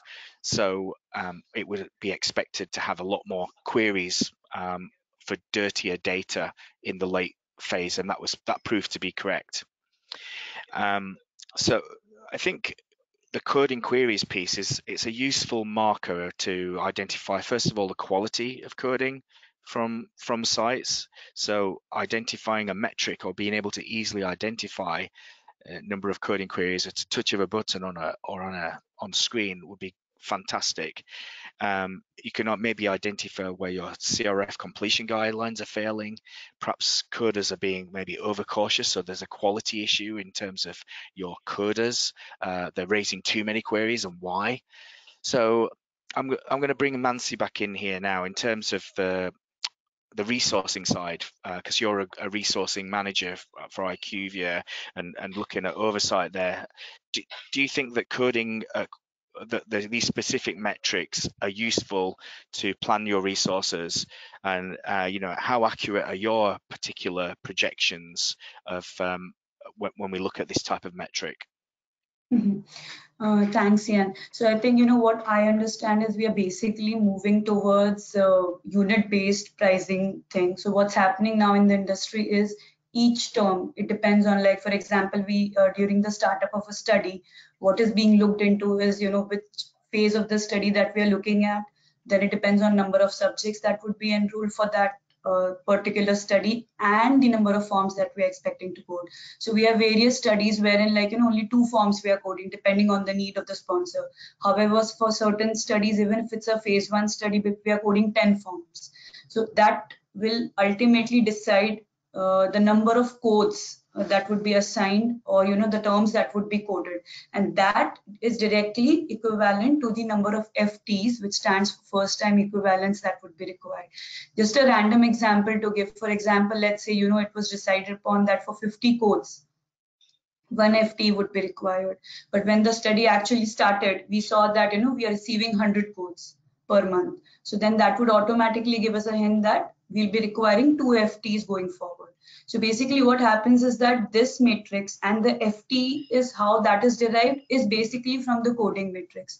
The challenge is what is right now I think industry is facing is, since the vendor systems do not have this coding matrix in place at the time of inception itself, so these have to be manually managed. because of which there's a lot of time and all those things that are going into, because of which we can see that, you know, there are a lot of non-responders, especially for smaller organization. It becomes very difficult to manually manage so much of data.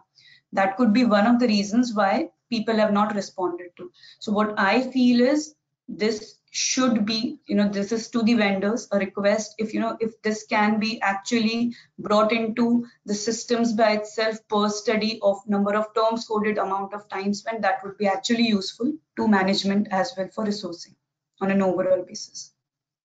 Yeah, and it's a good point there that you can, you know, actually to management to be able to provide a dashboard of metrics so that they can have confidence in the forecasting for resources, because you don't want people to be working, you know, huge amounts of hours per week because you're overloaded, and you don't want people to be sat around twiddling their thumbs as well. So I think what we've seen here is that we have a lot of guesses and not real facts in terms of their metrics, just because we don't have the capabilities of calculating them.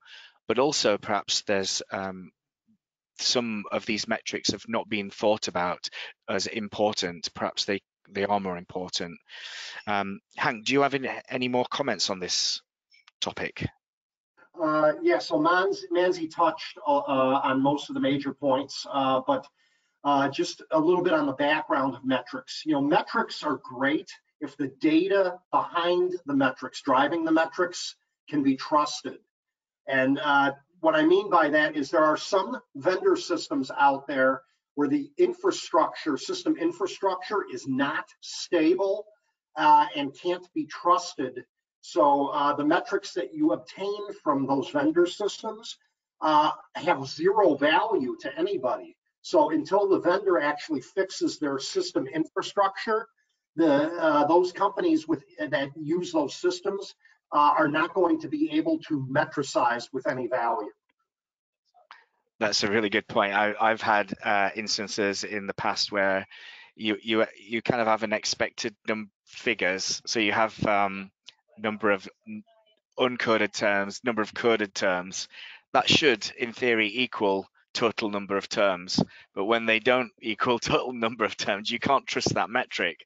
So it's yeah, there's lots of things, as you say there, that you need to be confident in really the system capabilities as well. All right, so coding quality, this is a really key area as well. Of not many companies really are sort of focusing on the quality of coding. Yes, they do coding reviews, but how are the reviews happening? There's not a lot. There's no difference really between Medra and WHODrug in this coding reviews. But these on the right-hand side are more about like risk-based approaches. Most people are doing like full 100% QC and review of coding, but not many organizations are doing reviews of just manual coding, so that they obviously trust, these organizations trust the auto encoding. These companies are looking at certain types of data, right, in their reviews, and very small number here are looking at samples of data in terms of their reviews.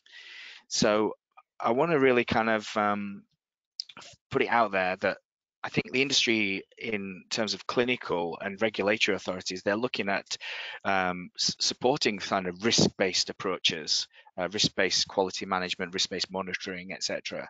Supportive of that, only looking at the things that are really important.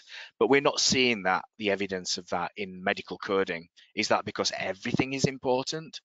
Is our procedure coding important? Is medical history coding important? So I just want to open this up to the whole panel if anyone wants to respond to this in terms of a risk-based approach. Do you support that, or is this something that we should steer away from and concentrate on reviewing everything? I'll jump in if nobody else wants to go first. But thanks, Henry. I think from our perspective, we do 100% coding review, and we feel like the coding review is, you know, an extremely critical part of the coding process. So I just, maybe it's just kind of the, you know, the type of person that, you know, I am and the type of people that we employ, that, but we're so hesitant to try to do some sort of risk-based review. And I just point out one thing also, that, you know, we talk about review, there's really two types of review. There's the review for accuracy, which is this kind of all, you know, the 100% review we're talking about. But there's kind of a down the line consistency review that also needs to be contemplated, which is to say that as you, especially for us as we're doing synonymous coding, you know, we're ensuring that everything we add to the synonymous is accurate, but it doesn't necessarily ensure that over time, like if we have a mega trial where we've got literally hundreds of thousands of terms over a 10-year period, that like terms, similar terms are coded consistently. And so I'm not sure even in that context how you would do a risk-based, other than that there may be, for example, for certain therapeutic areas, certain types of drugs or certain medical concepts that you really want to focus on because those are your critical areas. But that, I think, is always going to be the challenge. And as far as, you know, do you only do AEs and not procedures and so forth? Because we're doing synonym list-based coding, it's all going into the same synonym list. So we're coding out of context, and we don't even actually know and or care what form a term is originating from when we do our coding. And so in that context, it's not even possible or, you know, feasible for us to really say we're going to do risk-based based on the type of form or the type of data that's coming in. Yeah, and I think just the general point here, I think it's again about trust your system capabilities, trust your synonym lists. Is that trustworthy? You know, is the artificial intelligence, are you trusting that without manual intervention to a risk-based approach? So it's interesting how where we are now, we don't trust it. Maybe if we did this survey again in 5 years' time, we'll see maybe a change in this. All right, well, I know we've got we're running out of time, so I want to fast forward a little bit here just to get through the slides. So in terms of the key performance indicators, KPIs, I think here this really talks about where it's important and where it's not important. So 50% determine the coding quality as a KPI, which I find kind of staggering, really. I think it is really important that you assess quality of what you do. 30% have a built-in system of how to do that, and the rest calculate manually. And that's only for the people who responded there. Interestingly, 62% look at the lowest level term or the trade name level to assess their quality, and 31% look at the PT or the preferred name level, right? And the other responder actually looked at both levels for quality review. And I know that we've got some interesting views on this in the panel regarding where you should look on LLT versus PT level, or the lowest versus preferred name. And so before I bring the panel in on here, the range of errors actually is observed is between 1.1 and 5%, although 75% of respondents didn't know what their error rates were. So interestingly, people don't necessarily measure the error rates of your quality of coding in any way. And I think it's important that we do that specifically in certain scenarios, like when you're training new coders to make sure that their quality is good enough. For example, maybe perform periodic quality checks on your data to make sure that you're still where you need to be. So this is all about oversight of quality of the coding. And maybe if you're a pharma company and you're working with a CRO, you want to assess the error rate for the CRO as well, and have that as a key performance indicator. And I know we've not got a huge amount of time here, but I think Henry, you had a really good point about the level of coding review of quality assessment here, PT versus LLT. Yeah, we definitely look at the LLT. And Nancy raised a great point in our pre-session discussions about the fact that the points it considers specifically says we are supposed to code to the LLT, and so if we're truly following that, we want to do our coding reviews and quality looks at how we've coded to the LLT and the drug name entry in the WHODrug site, because that's our point of entry into WHODrug as well. And for us, some people may say, what's the value of doing that? Why not just look at the PT? But for us, it comes to a matter of upversioning. And in interest of time, I won't get into all the specifics of that, but that's where we see the benefit, that at the time of upversioning, we'll definitely see the benefit for reviewing at the LLT level. Yeah, because I guess of the movement of potential promotions to the PT level, for example, I think it's a good point, but I think when you have, for me, it's a balance of mainly I'm concentrating on the preferred name level, preferred term level, and I'm not so interested in the word order type of thing. So what's a word order change wouldn't be an error or a significant thing for me to change. But if it was something which has a potential of being promoted to a PT, then yeah, I think maybe the balance then shifts to the LLT potentially being the level I look at for error rate. Right. So here's the summary slide in terms of the industry baseline. It's really interesting, really here. It's split into process and technology, and we've categorized here in terms of the different types of responders. The first set of columns is regarding both clinical and safety database responders. Second is clinical database only, and the third one is pharmacovigilance. And you can see across the board that the process is generally well responded, and people are quite happy with their processes. In fact, 4 organizations said that they gave themselves 10 out of 10 for process. So well done, those organizations, no room for improvement. And then there was 4 which scored themselves as 5 or below. From a technology perspective, the ratings were a lot less. And actually, if you look at that far column, the pharmacovigilance really rate their technology as not good at 5.6 on average.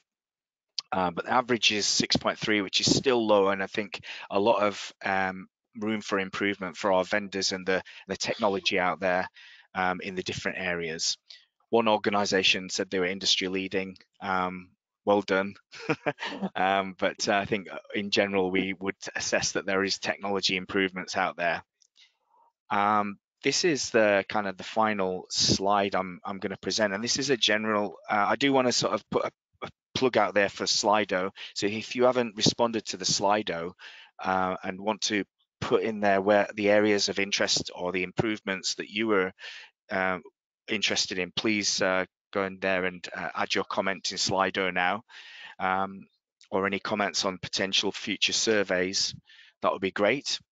But just looking at this, the general responses for improvements across the industry responders to this survey, there was a lot of focus really on coding tool capabilities, and we've talked quite a bit about those areas throughout this presentation. I think for me personally, I would love to see better metrics and dashboards in my tools so that I can open my coding system and see how many things are auto-encoded, how many things are manually coded, number of coding queries, blah, blah, blah, and split out into individual coders or groups of coders, etc. There was focus on centralizing coding in terms of policies, conventions, approaches, really kind of helping each other out as an industry. And that's, I think, a really important factor here for us looking at this data. We want to try and identify the gaps, support each other, give each other ideas of what how we can improve and how we can move forward as an industry, not as just organizations. Obviously, there's a lot of focus on artificial intelligence and natural language, and we'll see a lot more of that as we move forward. Hopefully, we can trust that machine learning, etc. But right now, we don't. Better reviews and maintenance of synonym lists. Pharmacovigilance specifically verbatim extraction. How can we maybe automate this better? Can we use machine learning and natural language processing to do that and actually be confident that we're extracting the right verbatims, for example? And again, it always comes at dictionary upgrade related activities as well. All right, so before we go into the results of the Slido, and I know I've run out of time, and I want to say thank you very much to the panel, and I wish I could have had more comments from you guys, but all really excellent feedback and comments throughout. I want to give thanks to Brian and Jane at the MSSO for being part of the working group, and Marilena from UMC, who contributed huge amounts throughout the industry Medra user group steering committee, Felix, who is not here on the panel today, but was the guy behind all of the number crunching and putting together the charts, and without him we wouldn't be able to have provided this presentation. So Felix is a genius, and also the anonymous pilot survey group of testers who did the pilot survey before we released it to the industry. And with that, I just want to hand over to potentially the Slido results to see if we've got anything in there. And then we can talk to the panel.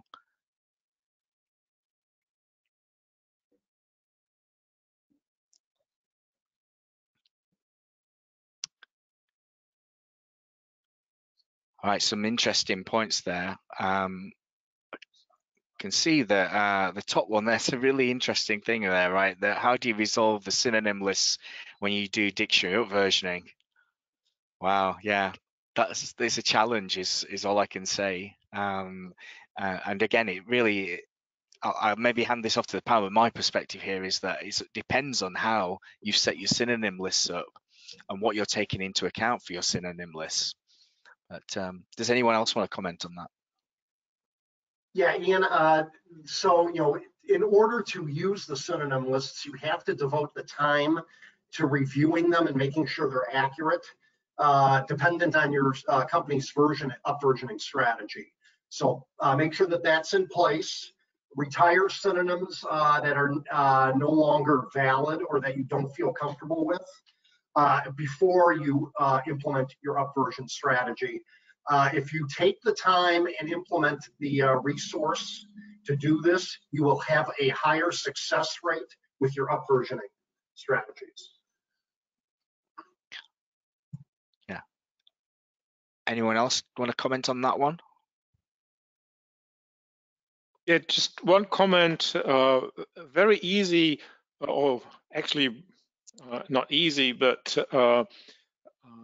a basic approach to synonyms list, from my point of view, is to keep them as short as possible and to be really clear that those things are real synonyms. So you need to have a process in place and a real medical decision. Is that verbatim really synonymous to this and that LLT?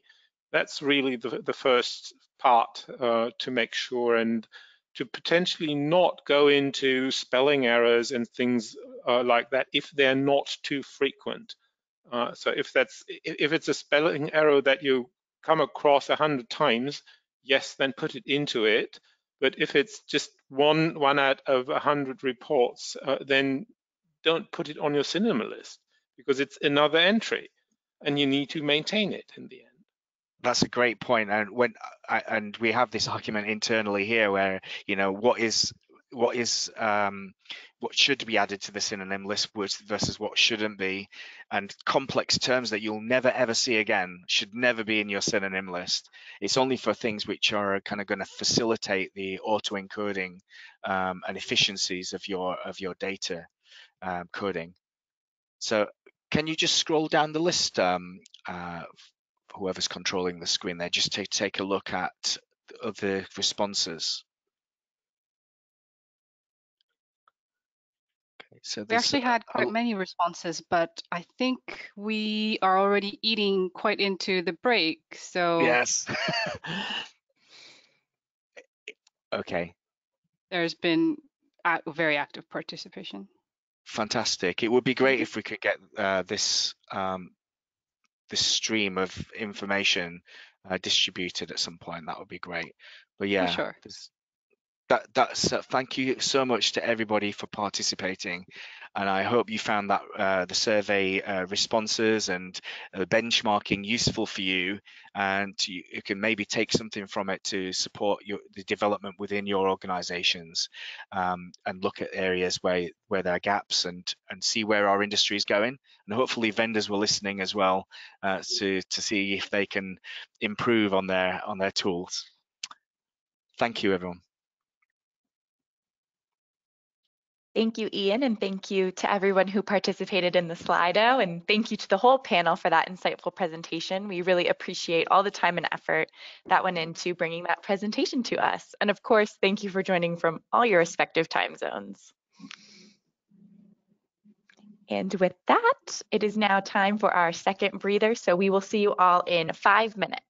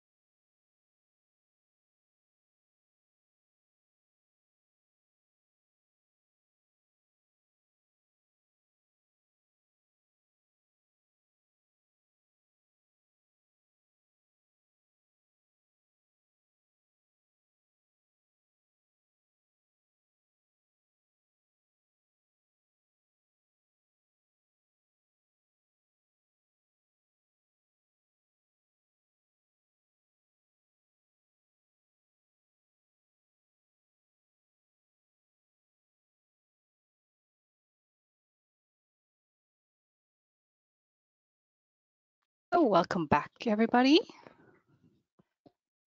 This year, instead of a coding challenge, we decided to mix it up a bit for our interactive session. We have invited an expert to discuss Medra and WHODrug upversioning, and hopefully with active participation from our dear audience. So let me invite to the stage our expert, Kirsten Kuhn, hope I pronounced that right, and our colleagues. Hello, Kirsten, Jane, Nicole, and Marlena. It's great to have you here. Welcome. I saw you.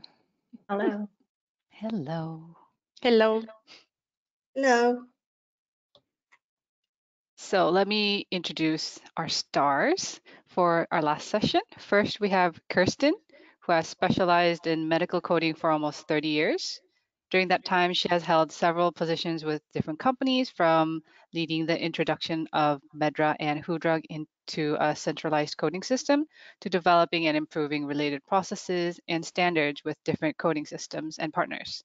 In addition, she has continuously improved her knowledge on related fields such as regulatory, pharmacovigilance, and data management.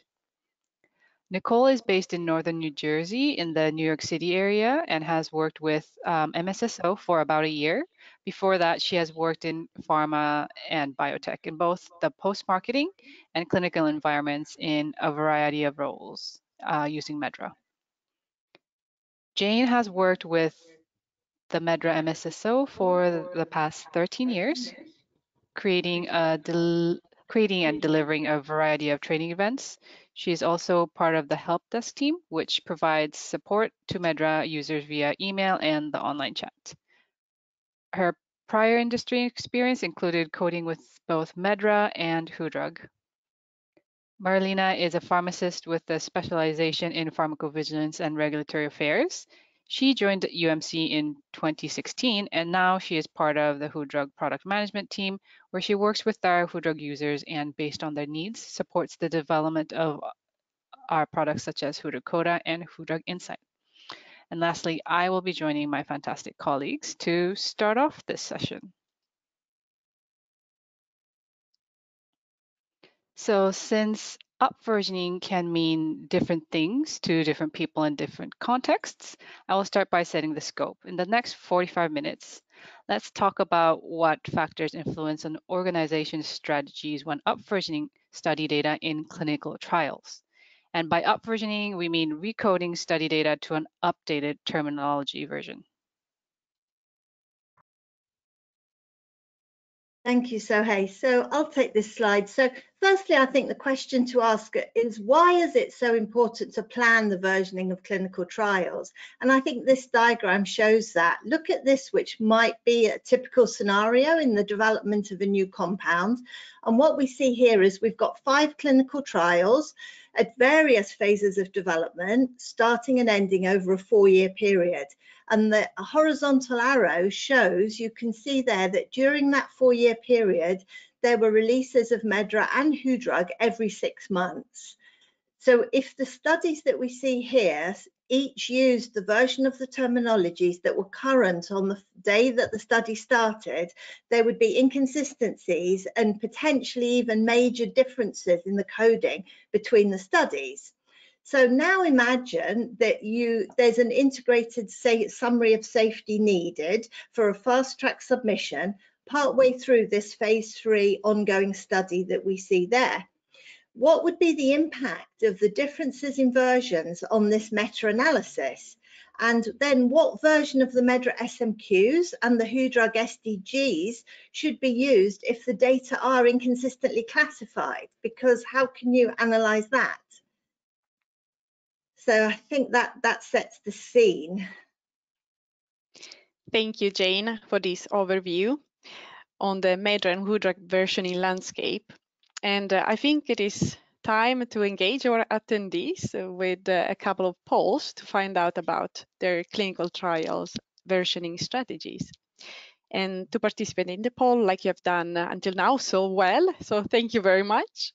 You just joined us in a slide, and I've actually already activated the first poll. Just use the event code global webcast. So the first poll is asking you, does your organization upversion clinical trial data? And let's see, we already have 94 that have answered the poll. Thank you very much. Please keep answering. And we can see that the majority has answered yes. So that's really good. That's really good. So 76% said yes, we have version clinical trial data so far. 12% say no. And of course, please always feel free to comment also in the Q&A section. And 13% also answered, I do not know, perhaps because you are not involved in the versioning process itself, or if there is another reason, just let us know. And I think perhaps we can move on to the next slide. For those of you who do perform app versioning, the next question would be, how often does your organization app version clinical trial data? Like Jane pointed out, Medra and WHODrug are released twice a year, in March and in September. So it would be good to know a bit about your strategies here. So let's see. Most popular seems twice a year. Yeah. Yeah, at the beginning, it was a lot of once annually with the major releases in March. So it's interesting to see. Very much. Yeah. Thank you. All right, I think we have almost 100 people who have answered the poll at submission, at time of submission, annually for WHODrug, every 6 months for Medra. There are some specific comments, but the majority seems to answer twice a year, so that's really good. All right. Well, perhaps it is time, Jane, to present also the audience with what are the options in this landscape for versioning. Thank you, Marlena. Yes, so it is great to see so many of you are up versioning, and rather than face issues at the time of the integrated data analysis, like I just showed, the problems could be avoided by a carefully well thought out versioning strategy. And this needs to take into account the method of versioning, as you see here, and that will also include the resources needed. Then there's the timing and the frequency of up versioning, and we've just seen that on the poll. And then thirdly, I think there's the extent of, you need to think through the extent of versioning. And this could mean deciding which studies are to be up versioned, or whether the updates will be applied to existing coding, some maybe a selection of the existing coding, or just a few new future reports, which some companies do. So then brings us really to the method then, thinking now about which method to choose. If we look there on the left, the least demanding approach would be to apply automated up versioning to the data. And by this, I mean recoding those verbatims that would be linked to a dictionary term that's been made. Well, in Medra terms, we call it non-current or removed, I guess, in WHODrug, identifying any verbatims which would be an identical match to a new dictionary term, and also automatically applying the hierarchy changes without changing the verbatim links within the dictionary. So that's really what I'm thinking of with automated. Then the second approach would be to conduct a more focused review. We've got it here labeled as focused review and targeted recoding. So this would be areas where the data is known to be of clinical importance, perhaps, or where there's newly added relevant dictionary entries that have already been identified. In some cases, this might be even because the organization has requested those new dictionary entries themselves. And this kind of targeted recoding could then take place for reports where a better conceptual match is known to exist. And this is where some organizations, I think, use the period, the full 60 days to do their preparation, or sometimes even preparing before the new release comes out. So then thirdly, if we think about the options here, methodology-wise, The third option would be a complete recoding of all previous data. And this would be all previously reported data recoded term by term as if it was being reported for the first time. So this is often the most time consuming, and I have to say it's a demoralizing approach for coders, if any of you have been part of this, especially if as a coder you're then asked to code what is an increasing volume of data every 6 months, most of which you're then recoding in exactly the same way to exactly the same dictionary term over and over and over again. But however, having said that, I may say it's demoralizing, but in some situations, depending on how much data you've got, perhaps, this might be the quickest and easiest way to do your upversioning. So then thinking then about options and the timing. So what brings us nicely onto the decision that you take on timing. How often should the upversioning be performed? The best practices documents from both Medra and WHODrug contain useful recommendations on this, and you can see the covers of those two documents on the right hand side here. For the most accurate and the most up-to-date coding at any particular point in time, the upversioning would ideally be done on an ongoing basis every 6 months. So it was good to see how many of you in the poll mentioned that you do it twice a year like that, every 6 months. So here we've got a slide about support documentation, and the table on the left-hand side, taken from the Medra best practices document, summarizes the different types of versioning methodology that can be used for Medra. And as I described earlier, this can range from an automated implementation of the new version, and it might be a bit small for you to see in the table, but that's what the text says, starting at the top with what is the least resource intensive, but this would be the automated implementation, but it's also the least accurate in terms because you're not looking at term by term. Then it comes down. I won't read it all to you. You can have a look for yourself in the best practices document, but it takes us through a targeted recoding, like I described, maybe of some reported data. And then at the bottom, you've got the most resource intensive, but the most accurate, which involves review and recoding of all verbatims, which now have an appropriate LLT, a more appropriate LLT, I should say, to reflect the reported concept. And different organizations have tools that can help with them with this, so they don't have to look at every verbatim all over again.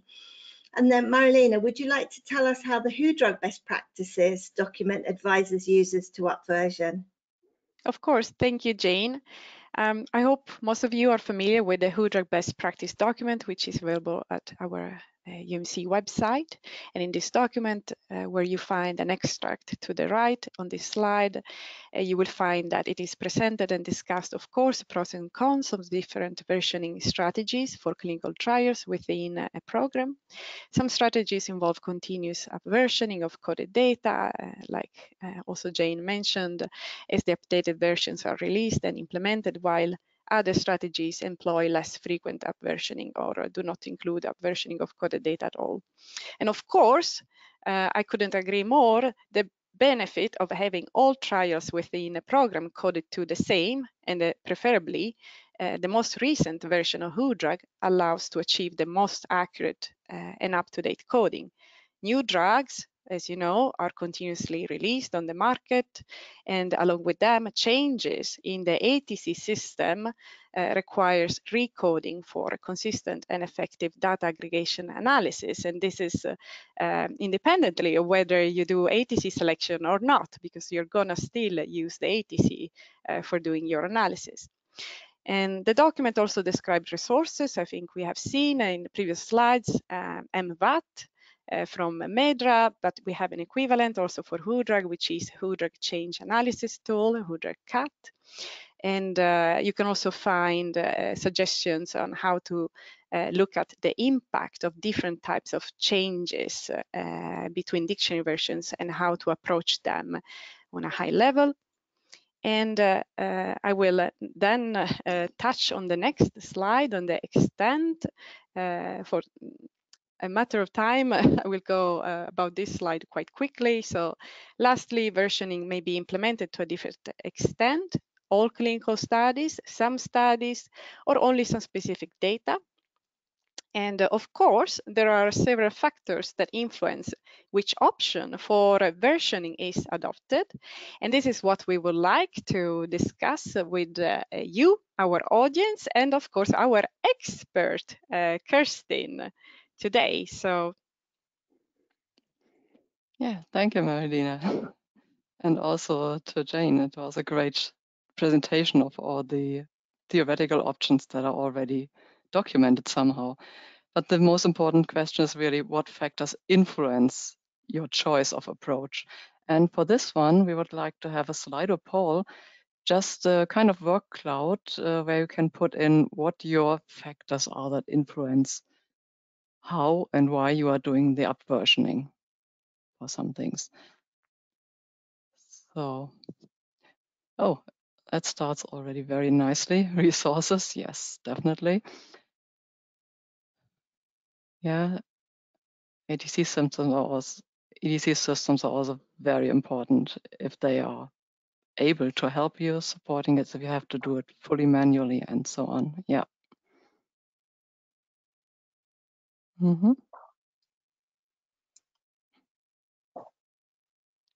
Yeah.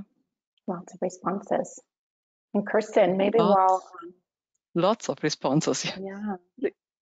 What do you have? Sorry. Maybe while this poll is still ongoing, should we discuss some of the most influential factors that come into play for upversioning? This poll will remain open, correct, for a little while for people to respond still while we're discussing. So yeah. So yeah. Basically, I think also the factors that you mentioned all in this word cloud can really be sorted to one of these things, the study characteristics, if it's necessary for some reason, what kind of study are you working on, the analysis requirements, what are you going to do with the coded data at all, and technology and process. For me, process also relates to the resources, and the technology is what the EDC system can do to support the process and maybe help reducing the resources, the resource need for that. So, well, if you look at the study characteristics, I think there's a new slide for that. Yes, there is one. Yeah, with the phase-off study, I could imagine that, say, a phase 1 study might not need to be upversioned right at the start, but maybe once it's clear that it's going to end up in a submission, that is when you would like to recode that one. So that is one thing. Or if you have a study that is running over 5, 6, maybe 10 years, it might be not a good idea to only upversion at the end of it. So also the size of study might influence a decision if you really want to go for the annual, semi-annual update, or if you say, well, the study is running for a very long time, but we get very few data, so we will only upversion if there's a major milestone like an interim analysis or the final database log. And then, of course, therapeutic area, that is an aspect where I come with this long run studies where Merck is doing a lot on oncology and immuno-oncology, and these studies have a tendency to run for a very long time.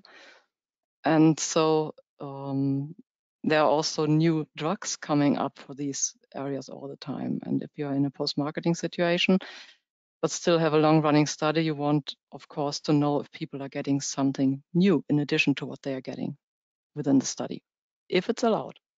You never know what happens with this post-marketing studies. There are different approaches.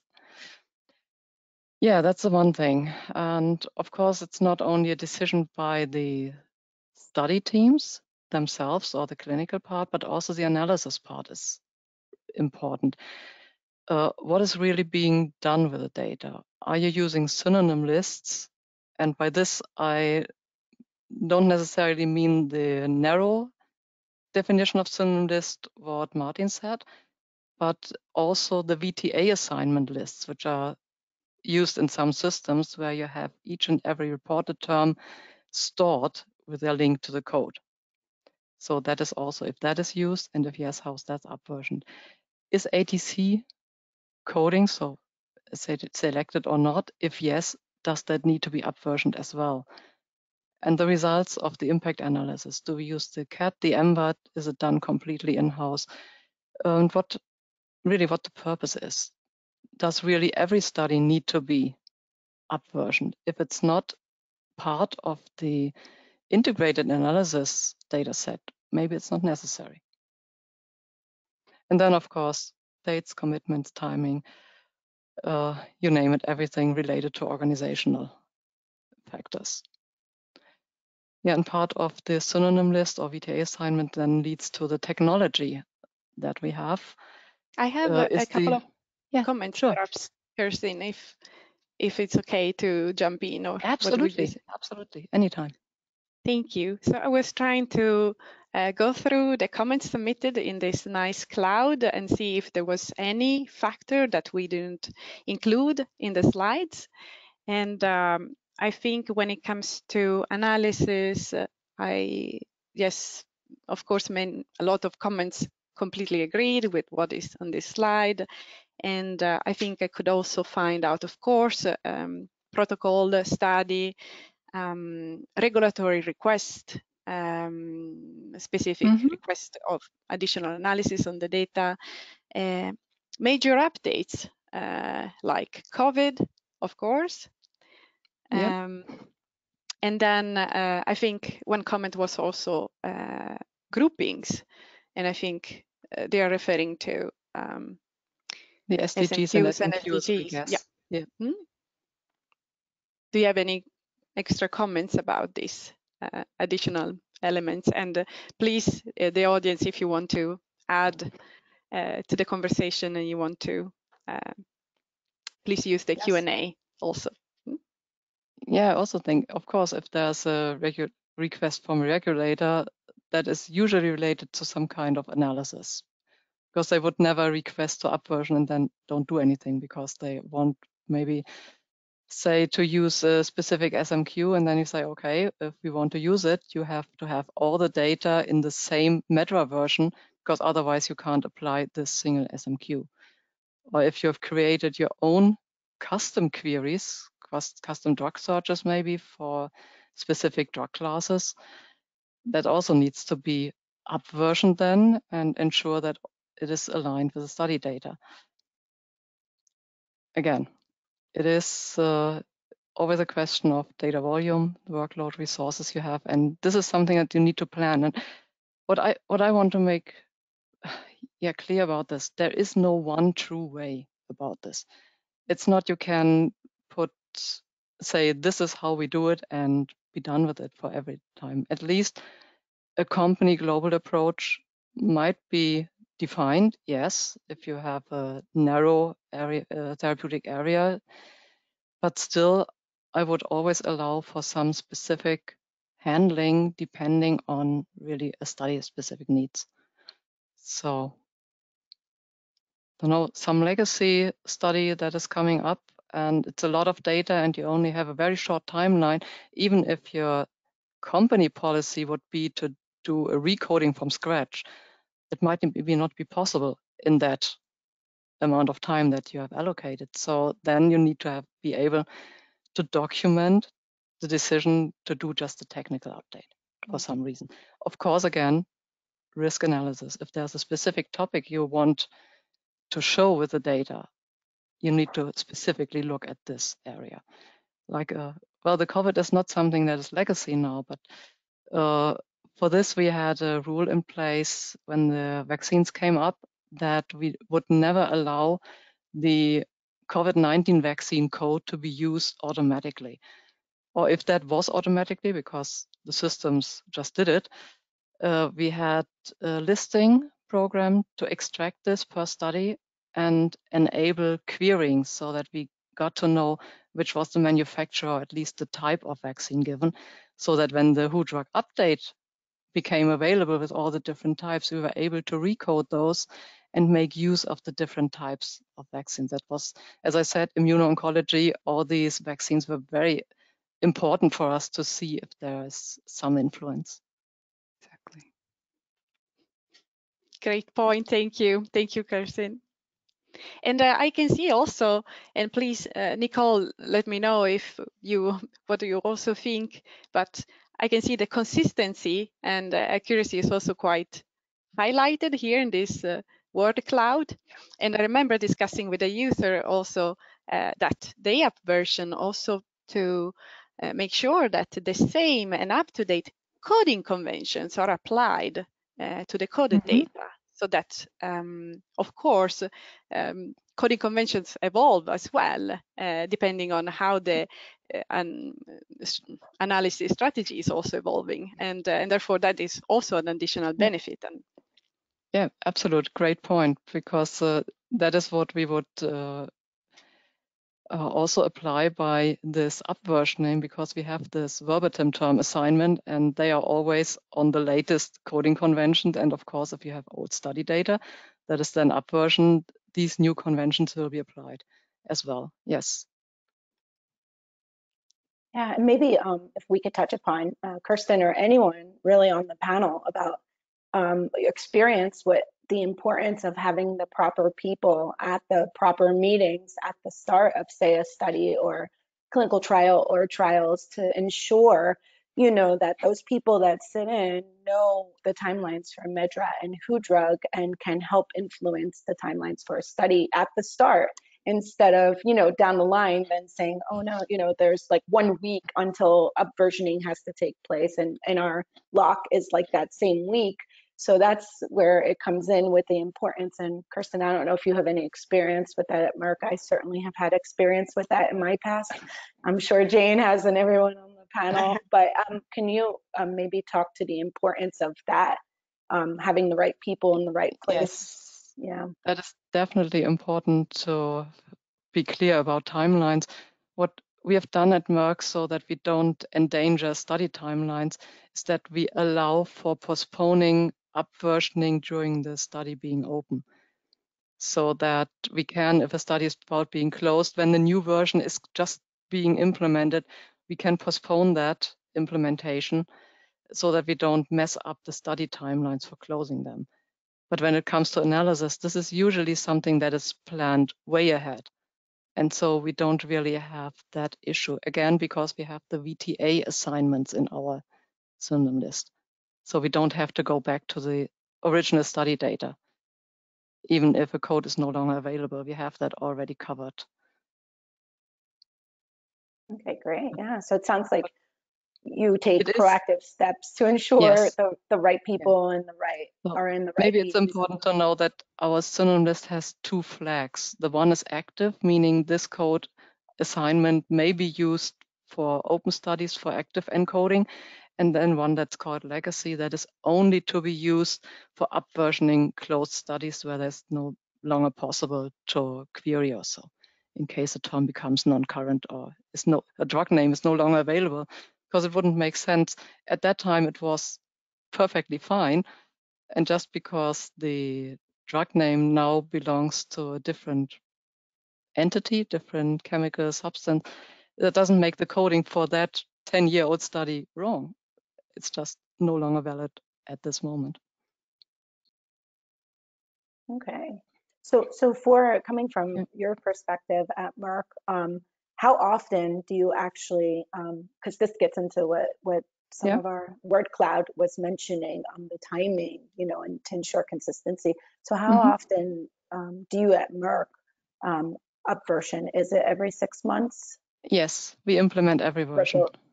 For WHODrug and Medra. For WHODrug and Medra, and we follow the same schedule so that we do it in May and November each year. For every clinical trial across the board, right? Yeah. Okay. And then, so with that, so what do you and your organization do, say, in preparation for these upgrades? If you want to, I don't know if everyone's interested. It's could be very helpful to some people online. Maybe what Merck or you or your team does to prepare for both the WHODrug and the Medra upgrade, and does it vary ever, or is it? What we do is we check for important updates that are upcoming. As you can imagine, all the stuff around COVID was very important.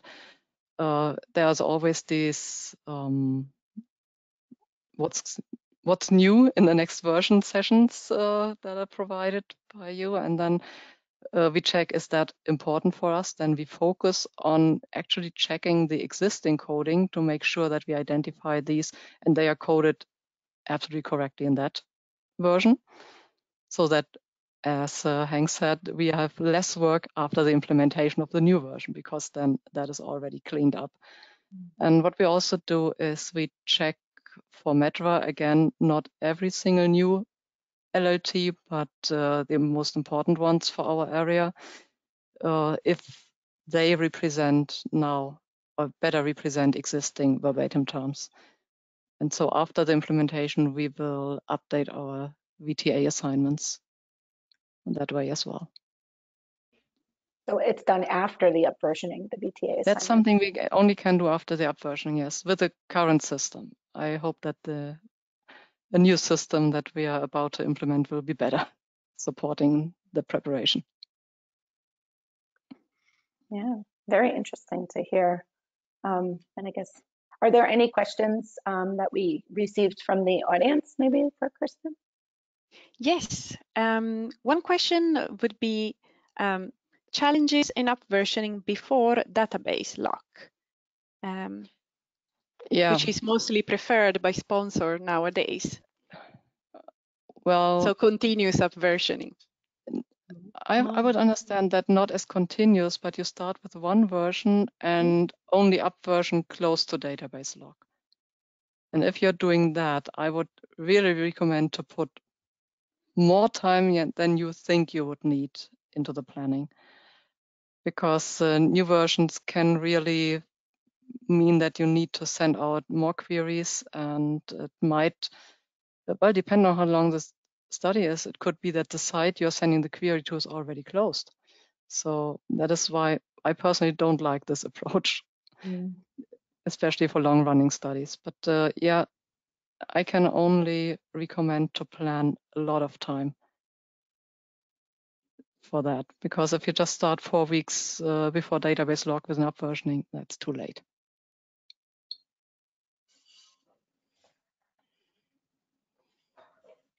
Okay, and then I guess let's see what other questions we received. Can you confirm if a specific dictionary version, WHODrug or Medra, is required for the submission of a study to a regulatory authority? I don't know if you want to speak on that. I'm not aware that there's a regulatory requirement for submission of study data.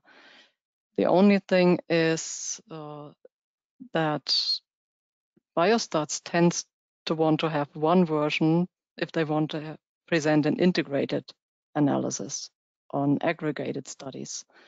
I'm only aware of version requirements for safety reports. Yes. Probably Martin can help in the chat for that. Yeah, clinical trials have a little more flexibility, I guess you could say, in the area. Yeah. I only know that the FDA says they expect the current version at the start of this trial. That is what they really say. And then after the study has started, you can continue with that version, however long the study runs. Yeah. Okay, and then maybe switching gears a little, one more thing that we can touch upon that may be helpful to a lot of people online today is, I see Martin kind of mentioned it with SDGs and also SMQs or customized Medra queries that people may internally store. But then the obstacles you at Merck or anyone may face with these, if you have, several clinical trials that are on different versions, which does happen from time to time. Say you have version 17, version 20, and then you're maintaining these CMQs internally. It's important to note, the obstacles that you'll face by making sure that those CMQs match, right, the version that your clinical trial is on. You would need to do that, yes. And that is the reason why at the moment we don't use custom queries. At least not for clinical trials. I know that safety is doing that and they are storing them and maintaining them, but for clinical trials, we only use the standard queries at the moment. Or we have completely custom queries that are tailored to the specific study. So at the time of database lock, they are valid for that version and will not be transferred to other studies. Okay. I think that one's all about communication as well, isn't it? It's like your questions, Nicole, about the dates and the timing of study logs. This when you have other people in the organization maybe making the customized MedDRA queries, you need to make sure that they understand that the versioning and the challenges. It's all about communication across the wider organization for me, that one. Yes. Yeah. And that is also why I was very interested to learn from the survey that a lot of companies really have a centralized coding between safety and clinical, because I think it's very important. Safety is usually much more used to using the SDGs and SMQs and also creating custom queries. So that would be a great opportunity to talk to each other and learn from each other, so that in the end we can be sure to have the best information about our drugs that we can provide. Correct. Yeah. And it also helps to get everyone on the same page and using the same information instead of reinventing the wheel every time, for something that may already exist and you just aren't aware of it in your organization. So it's very important to have a cross-functional viewpoint on these items. Yeah. Okay. Yep. So should we take? Do we have time for maybe one more question from the audience or so? Yep. Okay, so can you tell us more about the automated upversioning?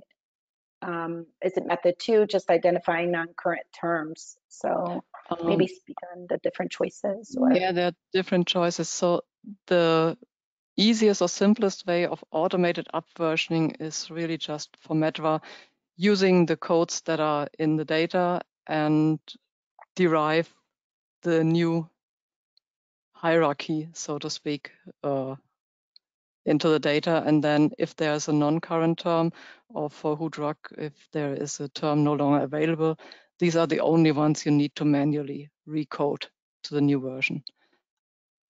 Of course, by doing that, you are missing out the opportunity to use better matching codes that might now be available. Yeah, exactly. Could you perhaps clarify a little bit, how do you handle if a verbatim was coded, for example, to an umbrella record, and a new drug is then available in the next version? How would that be handled with this method? Yeah, that would also be this automated if you look for the auto matches. So if the term is now an auto match, then you can get rid of the umbrella code without any problem. It would definitely help if you use, for example, the CAT system to identify potential other synonyms or verbatim term assignments that have this new drug name in there, but maybe some other stuff in addition, or typos, so to also recode those to the new available code. That's something we're only doing that for important drugs. Like I said, in the oncology area and immunology area, there are always new drug names coming up, and that is something that we look into that were previously maybe coded to investigational drug or whatever, or just anti-neoplastic drug, and now we know what the drug is, so we can really provide a new code for that. We would not bother for OTC vitamin mineral preparations though. Thank you, Kirsten. And I have actually one last question.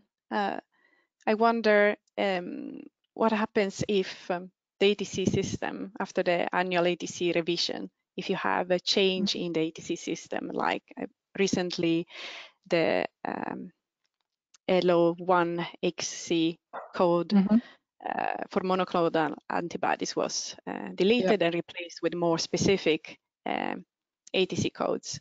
How is that handled in the process? Currently, we have a separate check program in place that is identifying all those drugs that where the ATC or list of ATCs has changed. So that can be that there is a new ATC code in a changed one, something got lost during the update. And those are the ones we will all manually review and then decide based on indication and route, which is now the correct ATC to use. Thank you. Thank you so much. Yeah, sure. Anything nice in the list? There's a comment in the chat from Martin. I think this relates to the earlier point that the EU requires submissions in the current version or pre-current for integrated safety summaries. Oh, that's good to know. I wasn't aware of that. Thank you very much, Martin. That's in that one as well. So that's good to know. Thank you, Martin.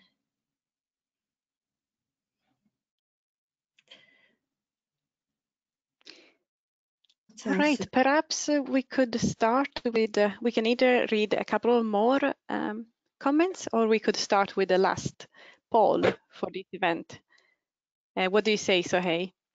You're keeping the time also. You're supporting us with that. Yeah, I think maybe it would be more interesting to maybe look at one or two more questions, and then we can start off the last poll since we are the last session.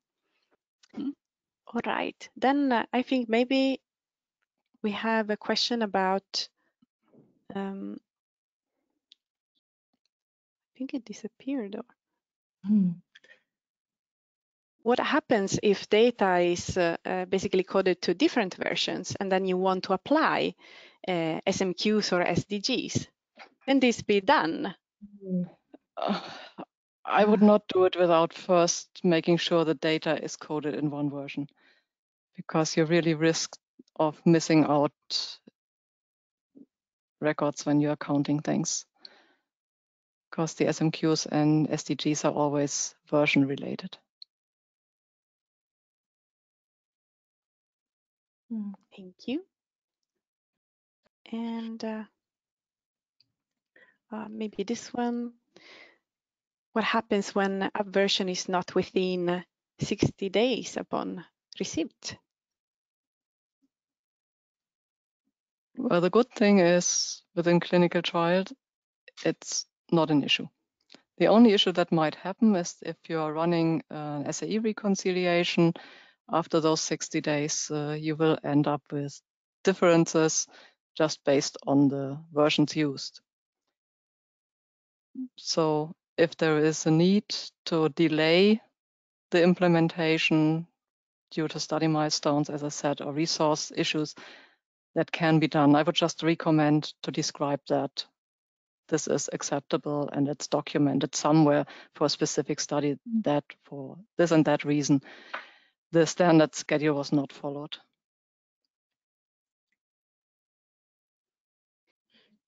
All right. There was a question there about the review that you mentioned, Kirsten. You said that you review the whole lot of the data before you start your upversioning, and someone was asking whether that's specified in any documentation. But can I ask you, do you also review the whole study after you finish the upversioning as well? Do you do that review twice? No, not the study. We are just checking new codes that are available and check that in our verbatim term list, verbatim term assignment list. So you review the whole study before starting, do you, and not after? Not the study. It's not the study itself. We are reviewing the code assignments only. Because when we're doing code assignment review, we don't see the study. It's only the pure text. I see. So you kind of do it blinded to therapeutic area, to everything. It's just a big pool of terms. Okay. Yep. I see. Interesting approach. It's interesting. And everything that is study related needs to be handled on study level by manual review, medical review, and so on. If, for example, auto matches are not wanted in a specific study. And do the teams review after upversioning? Do you know? Is that something they do routinely? Well, it's done routinely insofar that it's inbuilt in the study schedule. So all the reviews, edit checks, or whatnot, medical review has their schedule and it's done that way. It's not related to the upversioning itself. All right, I think it's time to end the session. because I think we have reached our time limit. But it was great discussion, really. Thank you, everybody. Thank you, Kerstin, and thank you, the panel, and thank you, of course, the audience being so engaged. And we would like to know, actually, before we end this particular session, if you could share one takeaway point for this session particularly. What is it that you have learned? What is it that you have found particularly helpful? Let's have a look.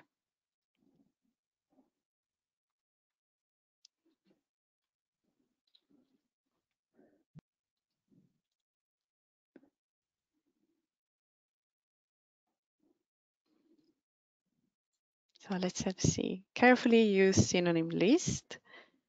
100% review of coding for many companies. Timeline for different phases. And versioning was very helpful. Seems like most people version regularly. So that was interesting, useful to know. Good. The needs of metrics, approaches for versioning. Very useful. Keep practical. Have an version strategy policy.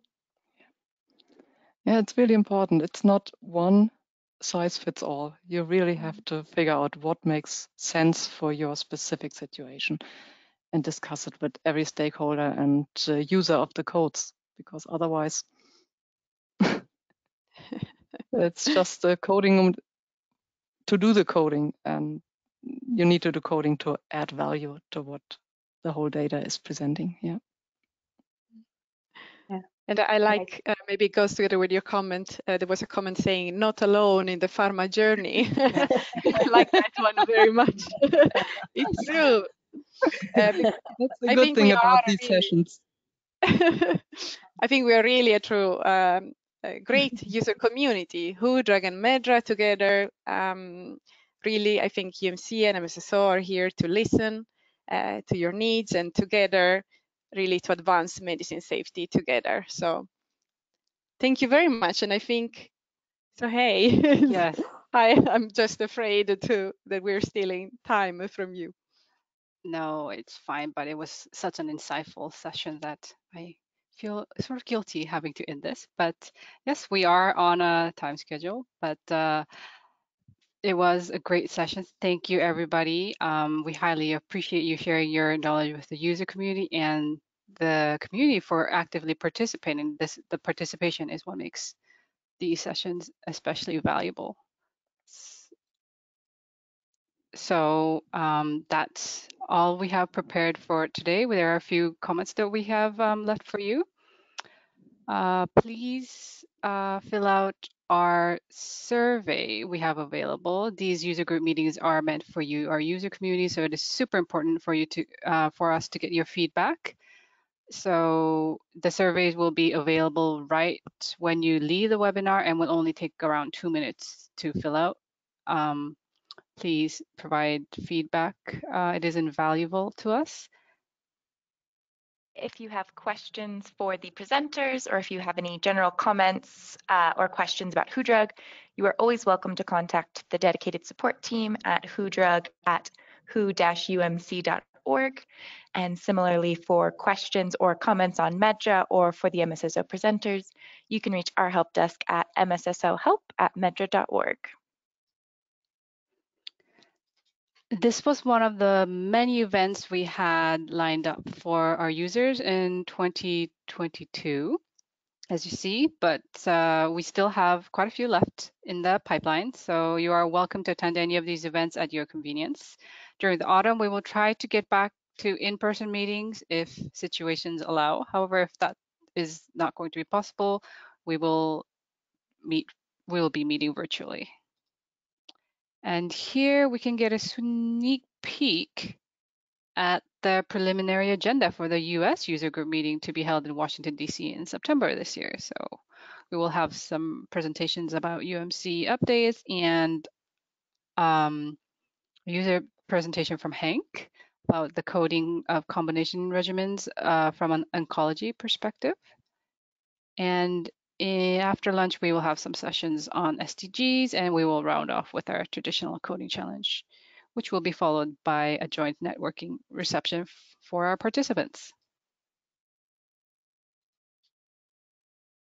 Like our UMC colleagues, our next event is Washington, D.C.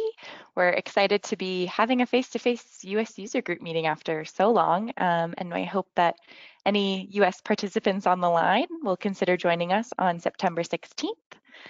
There will also be a China user group meeting in the fourth quarter of this year. The date and the formats will be announced as soon as the details of that are finalized. And a preview of our preliminary agenda. The morning portion will be broadcast via webinar for those who are unable to join us in person. Presentations will feature monitoring of COVID-19 vaccines, as well as auto-encoding and NLP systems in medical coding. And in the afternoon, we are planning to conduct interactive sessions on upversioning, like today, and a coding workshop as well. So unfortunately, it is now time for us to wrap up for the day. Great big thank you to everyone for being here with us, despite the different time zones. All the presentations were greatly informative. Thank you to our speakers, and the active participation from our user community really elevated our webcast to another level. Thank you all again. Thank you to all the speakers for taking the time to prepare and provide such insightful presentations. And thank you again to everyone in the audience for joining us wherever you are in the world and for participating. It really means a lot. Thank you, Sohei. And of course, thank you to Sarah for the flawless backend support that made this session run so smoothly. Thank you, everybody.